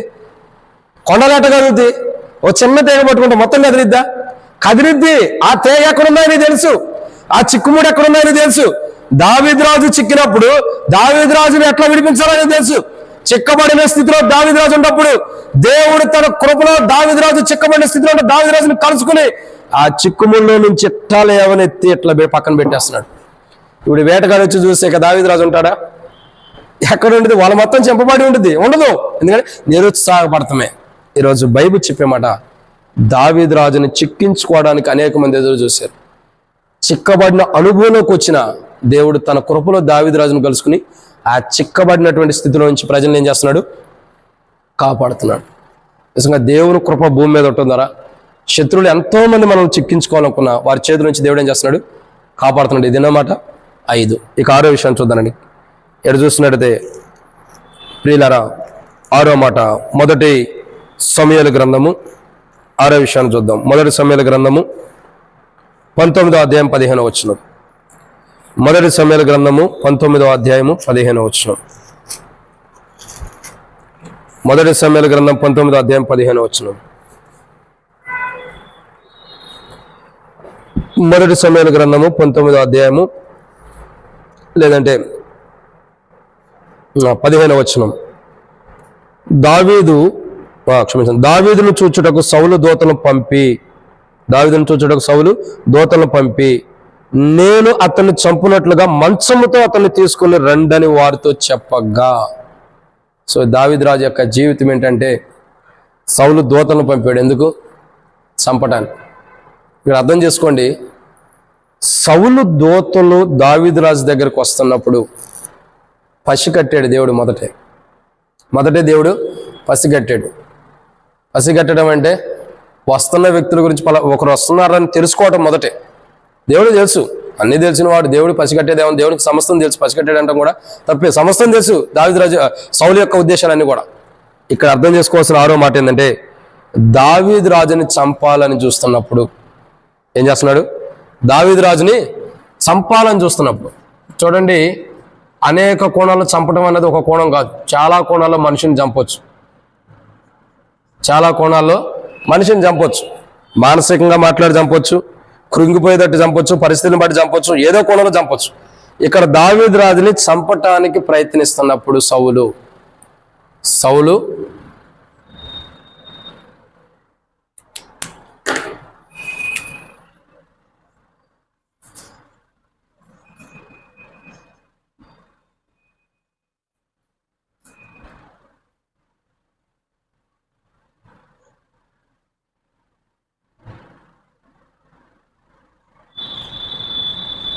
సో ఇక్కడ రాయబడినటువంటి మాట ఏంటంటే, సౌలు దావీదు రాజును చంపాలనుకున్నప్పుడు దేవుడు తన కృపలో కలుసుకుంటూ వచ్చాడు. ఏం చేశాడు? దేవుడు తన కృపలో కలుసుకున్నాడు. సౌలే ఉద్దేశం ఏంటి? దావీదుని చంపాలని. దేవుని ఉద్దేశం సౌలు పైన ఏంటి? క్షమించండి, దావీదు పైన ఏంటి? సౌలు ఉద్దేశం దావీదు పైన ఏంటి? దావీదుని చంపాలి. దేవుని ఉద్దేశం దావీదు పైన ఏంటి? అర్థం చేసుకోండి. ఒకే వ్యక్తి పైన 2 ఉద్దేశాలు ఉన్నాయి. ఒకే వ్యక్తి పైన 2 ఉద్దేశాలు ఉన్నాయి. చూడండి, ఇతడు దావీదు, సౌలు దేవుడు. వీరి యొక్క ఇద్దరు ఉద్దేశాలు ఏంది? దావీదు పైనే. సౌలు ఉద్దేశం ఏమో చంపాలి, దేవుని ఉద్దేశం ఏమో రాజుగా ఉండాలి. సో ఎవరిది నెరవేర్చబడింది? ఫైనల్గా దేవునిదే నెరవేర్చబడింది. సౌలు ఉద్దేశం ఏంటి? దావీదుని చంపాలి. దేవుని ఉద్దేశం ఏంటి? దావీదు పైన. దావీదు పైన ఉద్దేశం ఏంటంటే దావీదుని చంపాలి. దేవుడి ఉద్దేశం ఏంటి? దావీదు పైన, సౌలు పైన కాదు, దావీదు పైన. మళ్ళా చేతులు అర్థం చేసుకోండి. సౌలు ఉద్దేశం దావీదు పైన ఏంటి? చంపాలి. దేవుని ఉద్దేశం ఏంటి? దావీదు పైన రాజుగానే ఉంచాలి, ఇశ్రాయేలుకి రాజుగా ఉంచాలి. సో సౌలేమో దావీదుని చంపాలని చూస్తున్నాడు. దేవుడు ఏం చేస్తున్నాడు? దావీదుని ఇంకా రాజుగా ఉంచాలి. ఈ సౌలైతే యోగ్యుడు కాదని కొట్టిపడేసి దావీదు నియమించాడు. ఎందుకని? దేవుని ప్రజలకు రాజుగా దావీదు ఉండాలి. ఇప్పుడు దావీదుని దేవుడు ఏర్పరచుకున్నప్పుడు 7 వ్యక్తులను కొట్టేసి 8వ వ్యక్తిగా దేవుడు దావీదుని ఎన్నుకున్నప్పుడు దావీదుని అంత సులువుగా దేవుడు ఎందుకు ప్రాణం కోల్పోయేటట్టు చేస్తాడు? లేదా దావీదు ప్రాణం కోల్పోతుంటే దేవుడు అంత నిస్సహాయ స్థితిలో వదిలేస్తాడా? వదిలేడు. అసలు ఏర్పరచుకుని దేనికి? సౌలు చేతిలో చావడానికి కాదు, సౌలు చేతిలో చంపబడటానికి దేవుడు ఏర్పరచుకోవాలా. ఎందుకు దేవుడు ఏర్పరచుకుంటూ వచ్చాడు? ఇశ్రాయేలుకి రాజుగా ఉండడానికి ఏర్పరచుకుంటూ వచ్చాడు. మరి ఇప్పుడు సౌలు ఏంటంటే దావీదుని చంపడానికి చూస్తున్నాడు. సౌలేమో దావీదుని చంపాలని, దేవుడేమో ఇశ్రాయేలుకి రాజుగా ఉండాలని దావీదు రాజుగా ఉండాలని ఇష్టపడుతున్నాడు. ఇప్పుడు ఎవరి మాట నిశ్చయమైంది? అధిక బైబిల్ ఉంది, మనుషుల ఆలోచన అనేకములు, యెహోవా యొక్క తీర్మానమే స్థిరమైంది. ఇప్పుడు సౌలు ఆలోచన ఏంది? సౌలు యొక్క పనివారు కానీ, సౌలు యొక్క దాసులు కానీ, సౌలు యొక్క శిష్యులు కానీ, వారందరూ ఆలోచన ఏంటి? యజమానుడి యొక్క ఆలోచన వాళ్ళలో ఉంది, దావీదుని చంపాలి. కానీ దేవుని యొక్క ఆలోచన ఏంటి? దావీదుని ఎట్లా చంపుతారు నేను చూస్తా. దావీదుని మీరు ఎట్లా చంపుతారు? నేను కదా రాజుగా ఎంచుకుంది. దావీదు యొక్క తల్లి గర్భంలో దావీదుని పెట్టింది ఎవరు? నేనే కదా. దావీదుని లోకానికి అనుమతించింది నేనే కదా. దావీదులో జీవాన్ని ఉంచింది నేనే కదా. దావీదు పిండంగా ఉన్నప్పుడు కాపాడేది నేనే కదా. దావీదుని తన తల్లి గర్భం ధరించినప్పుడు కాపాడింది నేనే కదా. మరి మీరెవరు దావీదు మీదకి రావడానికి? దావీదు మీదకి మీరు రావడానికి మీకు ఏం అధికారం ఉంది? కాబట్టి దావీదు రాజును చంపాలనుకున్న సౌలా, నేనైతే దావీదు రాజును కాపాడుకుంటూ వస్తా. నిన్ను నేను కొట్టేశాను, నీకు నా ప్రజల మీద అధికారం ఉండే అర్హత లేదు, కొట్టేశా. కానీ దావీదు రాజు నేను ఏర్పరచుకున్నా, అతను కొట్టేయడం నీ వల్ల కాదు. నిన్ను కొట్టేసింది నేను, దావీదు రాజు కాదు. నువ్వు ఎవరితో యుద్ధం ఆడాలా? నాతో యుద్ధం ఆడాలి. మరి దావీదు రాజుతో ఎందుకు ఆడుతున్నా? దావీదు రాజుకి ఏం తెలియదు. యుద్ధం అంతా జరిగిస్తుంది ఎవరు? ఆకాశం మందు ఉన్న దేవుడు. ఇప్పుడు ఈ సౌలు ఎవరిని చంపాలని ముందరికి వెళ్ళాలి? ఈ దేవుని మీదకి వెళ్ళాలి. దేవా నిన్ను చంపుతానని. దేవుని మీదకి వెళ్తే బతుకుతాడా? పిచ్చోడు. ఇంకా దేవుని మీద తిరగమన్నట్టే. ఎందుకు? బైబిల్ ఒక మాట, నా పేరట ఎవరు మీ ఇంటికి వస్తారో వాళ్ళని చేర్చుకున్నప్పుడు నన్ను చేర్చుకున్నట్టు. మేకలతో ఏమంటాడు? నేను ఆకలికున్నప్పుడు మీరు భోజనం పెట్టలా, నేను దప్పికున్నప్పుడు మీరు నాకు దప్పికి తీర్చలా, నీళ్ళు ఇవ్వలా, నాకు వస్త్రాలు లేనప్పుడు వస్త్రాలు ఇచ్చారా? లేదు. మేకలు అంటున్నాయి, నువ్వు ఎప్పుడు వచ్చే ప్రభు మా దగ్గరికి? నా దాసుల్లో ఒకరికి చేయలేదు కాబట్టి నాకు చేయనట్లే. అదే కదా. ఇప్పుడు దావీదు రాజుని చంపాలనుకుంటే సౌలు ఇప్పుడు ఏం చేస్తున్నాడు? దేవుని మీద తిరగబడుతున్నట్టు. దేవుని పేరట వచ్చిన దావీదు రాజుని చంపాలనుకుంటున్నాడంటే అర్థం ఏంటి? దేవుని మీద తిరగబడినట్టే. అందుకే బైబిల్ ఉంది. క్షమించండి, యెషయా గ్రంథం 58:17 వచ్చింది అనుకుంటా. నీకు విరోధంగా రూపొందిన ఏ ఆయుధమును. ఇక సౌలు జీవితం 36 సంవత్సరాలు ఎక్కడ వర్దిల్లాడు? ఎక్కడన్నా వర్దిల్లిన అనుభవం ఉందా? లేదు. ఎందుకంటే దేవుని దాసునికి దేవునికి విరోధంగా నిలబడుతున్నాడు. ఎంత నిలబడినా దావీదు చూపించిన కృప కొట్టివేయబట్టలేదు. దావీదుకి ఏ కృప చూపిస్తూ వచ్చాడు. అందుకే అంటారు కదా, దావీదు రాస్తే దేవుడు మాట్లాడతాడు సొలొమోను విషయంలో, సౌలుకి నా కృపను కొట్టివేసినట్టు ఇతను కొట్టివేయను అంటే అర్థం ఏంటి? అప్పటికి దావీదు మీద ఉందని అర్థం. ఇంకో మాట మాట్లాడతాడు, నా దాసుడైన దావీదు ఉన్నట్లు నువ్వు లేవని తనకు సొలొమోనుతో కూడా దేవుడు మాట్లాడుతూ వస్తాడు. నా దాసుడైన దావీదు అంటే అర్థం ఏంటి? దావీదు పైన దేవుని కృప కుమ్మరించబడి ఉంది. ఎవడొక్కడు ఏం చేయలేకపోతున్నాడు. సౌలు 36 సంవత్సరాలు 38 సంవత్సరాలు ఎంటాడుతున్నాడు. దావీదు ఎప్పుడు దొరుకుతాడు? ఎందుకు దొరుకుతాడు? అసలు ఎందుకు దొరకాలి? దేవుడు దావీదు రాజుని ఏర్పరచుకున్నాడు. దావీదు రాజు పైన దేవుని ఉద్దేశం ఏంటి? దావీదు ఇశ్రాయేలు పైన రాజుగా ఉండాలి. మరి సౌలు ఉద్దేశం ఏంటి? అసలు ఆ రాజే లేకుండా చేయాలని. మనుషుల ఆలోచనలు అనేకములు, యెహోవా యొక్క తీర్మానమే. ఇప్పుడు ఎవరి తీర్మానం స్థిరమైంది? సౌలు పోరాడే మొదటి సమయంలో 31వ అధ్యాయం దాకా 8 వారాలు మనం ఉపవాస ప్రార్థనలో చూసాం సౌలు గురించి. పోరాడాడు చివరికి ఏమైంది? ప్రాణమే పోగొట్టుకున్నాడు. కానీ దావీదు రాజు అవ్వకుండా ఉన్నాడా? రాజుకి ఏమన్నా అవుతూ వచ్చిందా? నష్టపోయింది ఎవరు? సార్. అయితే ఇక్కడ అర్థం ఏంటంటే, సౌలు దావీదు రాజును చంపాలనుకున్న, ఎప్పుడైతే చంపాలని ఉద్దేశించాడో చావటానికి సమీపంగా దావీదు రాజు దగ్గరకు దేవుని కృప వచ్చి, దేవుని కృపలో దావీదు రాజును కలుసుకుంటూ వచ్చాడు దేవుడు. దేవుని కృపలో దావీదు రాజును కలుసుకుని, ఎప్పుడు కలుసుకున్నాడు? దావీదుని సౌలు చంపాలనుకున్నప్పుడు దేవుడు తన కృపలో దావీదు రాజును కలుసుకొని దావీదు రాజు యొక్క మరణాన్ని తప్పించాడు. అందుకంటాడు, అడుగు మాత్రమే నాకు మరణం ఉంది, నాకును మరణం అడుగు మాత్రం ఉన్నప్పుడు మరణం తప్పించడు యెహోవా వశం. మరణం తప్పించడా? యెహోవా వశం.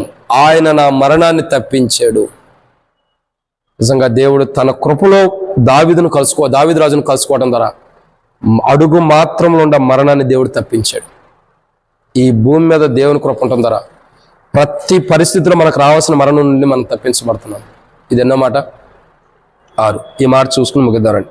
మొదటి సమూయేలు గ్రంథం 19వ అధ్యాయం 11వ వచనం. మొదటి సమూయేలు గ్రంథం 19వ అధ్యాయము 11వ వచనం.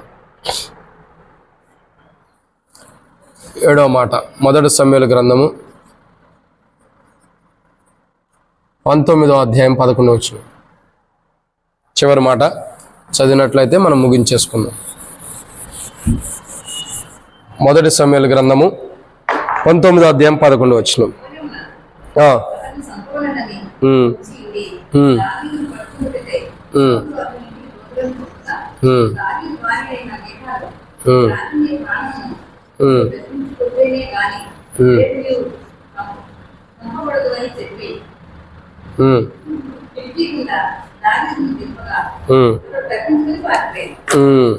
ఇక్కడ రాయబడిన మాట ఏంటంటే,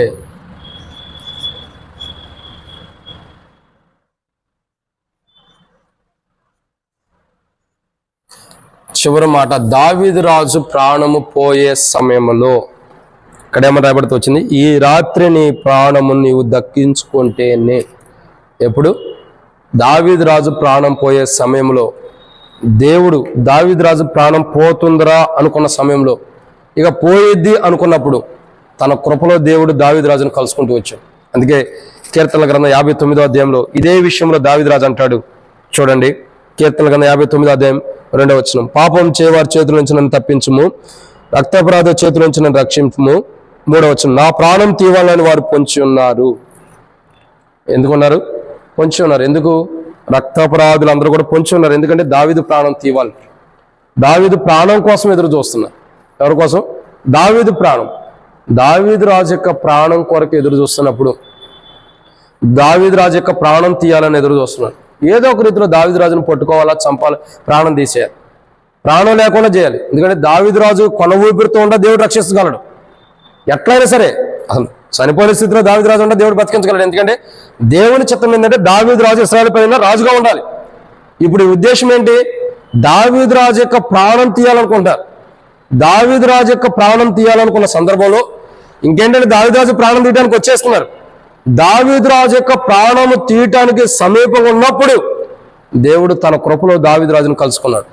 కలుసుకుని ఏం చేశాడు? దావీదు, ఈ రాత్రి నీ ప్రాణం పోబోతుంది కాబట్టి ఇదిగో నేను వచ్చా నీ ప్రాణం పోకుండా ఉండటానికి అని దేవుడు తన కృపలో దావీదు రాజు యొక్క ప్రాణము పోకుండా ఉండటం కొరకు దేవుడు ఏం చేశాడు? తన కృపలో ప్రాణం పోతుంది అనుకున్న సందర్భంలో దావీదు రాజుని తన కృపలో కలుసుకుని దావీదు రాజు యొక్క ప్రాణాన్ని దేవుడు కాపాడుతూ వచ్చాడు. ఏం చేస్తూ వచ్చాడు? తన ప్రాణాన్ని కాపాడుతూ వచ్చాడు. మానవుడు ప్రాణం పోయిన తర్వాత ఇంక ప్రయోజనం ఏముంది? భక్తులు అంటారు, సజీవులే కదా నిన్ను స్తుతిస్తారు, మన్ను నిన్ను స్తుతించనా? ఇప్పుడు దావీదు రాజు మన్ను అయిపోతే దేవుని స్తుతించగలడా? అవకాశం లేదు. ఇప్పుడు దేవుడు ఏం చేస్తున్నాడు? దావీదు రాజు మన్ను అవ్వక మునిపే, ప్రాణం పోయే సమయంలోనే శత్రువు వచ్చి దావీదు రాజు ప్రాణం తీయాలనుకున్నప్పుడే, దావీదు రాజు ప్రాణాన్ని ముట్టుకోవాలనుకున్న సందర్భంలో దేవుడు తన కృపలో దావీదు రాజును కలుసుకుని, దావీదు రాజు వీళ్ళు నీ ప్రాణం తీయాలనుకుంటున్నాడు రా అని చెప్పి, వీళ్ళు నీ ప్రాణం తీయాలనుకుంటున్నారు దావీదు రాజు నువ్వు రా అని చెప్పి తన ప్రాణాన్ని లేవనెత్తాడు. అందుకే దేవుడు ఒక మాట అంటాడు, మిమ్మును ముట్టివాడు నా కనుగొంటుని ముట్టినట్టండి. మిమ్మును ముట్టివాడు కనుగొంటుని ముట్టినట్టే. ఇప్పుడు ఎవరు కనుగొంటుని ముట్టుకోవడానికి ఇస్తున్నారు? వీళ్ళు దేవుని ద్వారా అభిషేకించబడిన వాడిని ముట్టుకున్నప్పుడు ఎవరిని ముట్టుకుంటున్నట్టు? దేవుని కూడా. ఇప్పుడు దేవుణ్ణి ముట్టుకుంటే దేవుడు ఊరుకుంటాడా? ఇప్పుడు ఇదే సిచ్యువేషన్ జరిగింది దావీదు రాజు యొక్క జీవితంలో. ఆ రాత్రే ప్రాణం పోవాల్సిన సందర్భంలో ఆ రాత్రే దేవుడు దావీదు రాజును తన కృపలో కలుసుకుని ఏం చేశాడు? దేవుడు తన కృపలో దావీదు రాజును కలుసుకుని ఆ రాత్రే ప్రాణం పోవాల్సిన దావీదు రాజును దేవుడు తన కృపలో ఆ రాత్రి కలుసుకోవడం ద్వారా దేవుడు దావీదు రాజు యొక్క ప్రాణాన్ని కాపాడాడు. ప్రియులారా, ఇక్కడ 7 విషయాలు మనకు అర్థం కావాలి ఈ రాత్రి బైబిల్ స్టడీలో. ఇక్కడ అర్థం చేసుకోవాల్సిన 7 విషయాలు ఏంటంటే, దావీదు రాజు అంటాడు కదా కీర్తనల గ్రంథము 59వ అధ్యాయం 10వ వచనంలో, నా దేవుడు తన కృపలో నన్ను కలుసుకుంటున్నాడు అన్నాడు.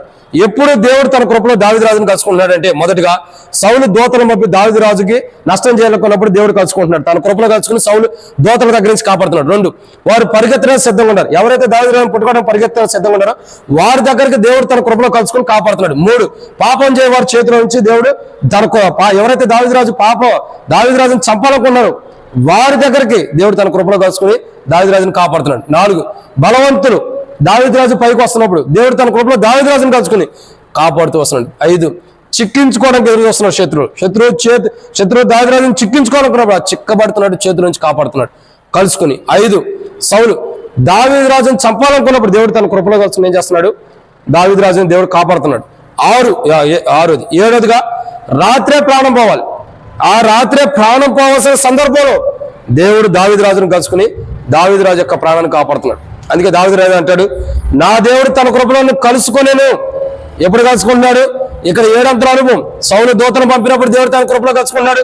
పరిగెత్తడానికి సిద్ధంగా ఉన్నప్పుడు దేవుడు తన కృపలో శత్రువులను పరిగెత్తడానికి సిద్ధంగా ఉన్నప్పుడు కలుసుకుంటున్నాడు.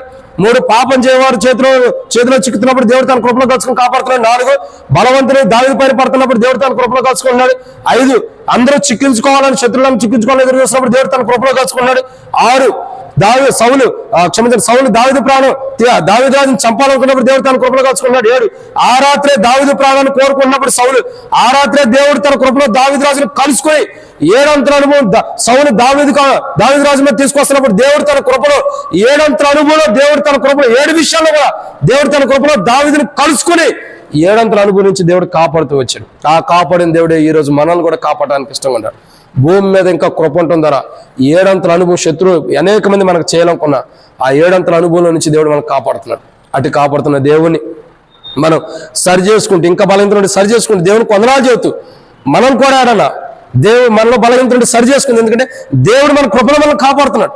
ఇప్పటికీ శత్రువుని ఎటువంటి వాడైనా తన చేతుల నుంచి దేవుడు కాపాడుతాడు. కాపాడాలంటే మనం దేవుని కృప కొరకై ఎదురు చూడాలి. దావీదు అంటాడు, నా దేవుడు తన కృపలో నన్ను కలుసుకుంటున్నాడు. దేవుడు తన కృపలో మనం కలుసుకోవడం ద్వారా ఈ 7 అనుభవం నుండి కాపాడుతున్నాడు. ఇప్పటికే మనం కాపాడబడ్డామంటే దేవుని కృపే. భూమి మీద కృప ఉండటం ద్వారా ఇది 7వ మార్తం ముగించబడుతుంది. దేవుని కృప భూమి మీద ఉండటం ద్వారా ఏం జరుగుతుంది? ఈ 7 అనుభవం నుంచి దేవుడు కాపాడుతున్నాడు. ఈ కృప భూమి మీద లేకపోతే సౌలు దూతలు చంపడానికి వచ్చినప్పుడే చచ్చిపోతారు. సౌలు దూతను పంపినప్పుడే చనిపోతారు. శత్రువులు పరిగెత్తడానికి సిద్ధంగా ఉన్నప్పుడే చనిపోయేవాడు. పరిగెత్తినప్పుడే. పాపం చేయవాడు చేతిలో చిక్కబడినప్పుడే చచ్చిపోయాడు. బలవంతులు పోగుబడినప్పుడే చచ్చిపోయాడు. చిక్కబడినప్పుడే చచ్చిపోయాడు. దావీదు రాజుని చంపాలనుకున్నప్పుడే చచ్చిపోయాడు. ప్రాణం తీయాలనుకున్న రోజే చచ్చిపోయాడు. కానీ ఈ రోజుకి మనం దావీదు రాజు యొక్క జీవితాన్ని మనం చూస్తున్నాం. దావీదు రాజు ఆ రోజు ఎందుకు బతికుండాడంటే దేవుడు తన కృపలో దావీదు రాజును కలుసుకోవడం ద్వారా. ఈరోజు మనల్ని కూడా దేవుడు కలుసుకుంటున్నాడు. మన శత్రువులు మనకి ఎంత కీడు చేయాలనుకున్నా, మన ప్రాణం తీసుకోవాలనుకున్నా, మనకు నష్టం చేయాలనుకున్నా, దేవుడు తన కృపలో మనం కలుసుకుంటున్నాడు.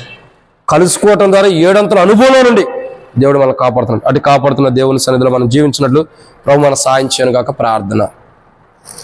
ప్రార్థన చేసుకుందాం. దేవుడి 7 అంతల అనుభవంలో నుంచి మనల్ని కూడా కాపాడినట్లు, దేవుని కృప భూమి మీద ఉంటుంది ద్వారా 7 అంతల నుంచి కాపాడుతున్నాం. ఇంకా అనేక విషయాలు కూడా మనం కాపాడబడినట్లు ప్రభు సాయం చేయను గాక. ప్రార్థన. మమ్మల్ని మిక్కిలిగా ఎక్కువగా ప్రేమించిన ప్రియ పరలోకపు తండ్రి, పరిశుద్ధుడు అయిన దేవ వందనాలు. ప్రేమించి ఇచ్చిన సమయానికై వందనాలు. విత్తబడే వాక్యాన్ని నీరు కట్టి ఫలింపచేయండి. మీ కృపలో మమ్మల్ని జ్ఞాపకం చేసుకుని కలుసుకుంటున్నారు దేవా. మీ కృపలో మా తండ్రి, మా పితృడైనటువంటి దావీదు రాజు చెప్పినట్లు నా దేవుడు తన కృపలో నన్ను కలుసుకోనుచున్నాడు. కలుసుకోను కాబట్టి మీ కృపలో మమ్మల్ని కలుసుకోవడం ద్వారా శత్రువులు మా దగ్గరికి వస్తున్నా, శత్రువు దూతలు వస్తున్నా, మాకు హాని చేయాలనుకున్నా, కీడు చేయాలనుకున్నా, మా ప్రాణం తీయాలనుకున్నా, మా మరణం చూడాలనుకున్నా, మమ్మల్ని చంపాలనుకున్నా, మీ కృప మాకు తోడుగా ఉంటుంది ద్వారా 7 అంతల అనుభవం నుంచి మేము కాపాడబడుతున్నాం. 7 అంతల అనుభవం కాదు, ఇంకా చాలా ఎన్నో అనుభవాల నుంచి మేము కాపాడబడుతున్నాం. మా తండ్రి, ఇట్టి కృప మీరు మాకు అనుగ్రహిస్తూ వస్తున్నారు. ఇట్టి కృప ఇంకా భూమి మీద ఉంది కాబట్టి, ఈ భూమి మీద ఇంకా ఈ కృప ఉండబట్టే దేవుని కృప, దేవుడు నన్ను కలుసుకునే కృప ఈ భూమి మీద ఉంటుంది ద్వారా 7 అంతల అనుభవం నుంచి నేను కాపాడబడుతున్నా. నా తండ్రి, ఇంకా భూమి మీద నా కొరకు ఈ కృపాకాలం నుంచి నన్ను శత్రువు ఈ రీతిలో నష్టపరచాలనుకున్నా కాపాడుతున్న కృపకే వందనాలు. మమ్మల్ని అందరినీ కూడా మా జీవితంలో శత్రువు మాకు ఎన్నో నష్టాలు చేయాలనుకున్నా కాపాడుతున్న మీ కృపాంతరిని బట్టి వందనాలు.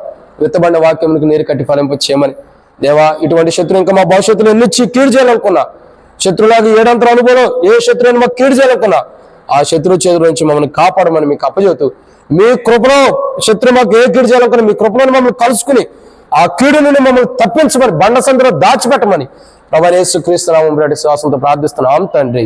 ఆమేన్. తొట్టెలు కూడా మనం కాపాడుటకును, తన మహిమ ఎదుట మహానందంతో నిర్దోషం నిలబెట్టుటకును, శక్తిగల మన రక్షకుడైన యేసు ప్రభువు యొక్క కృపయు ప్రేమ సమాధానమును ఇప్పుడు ఇక్కడ చేరున్న వారికి సర్వత్ర సంఘానికి సదాకాలం దేవుని కృపా మహిమేశ్వరుని తోడే నడిపించును గాక. ఆమేన్.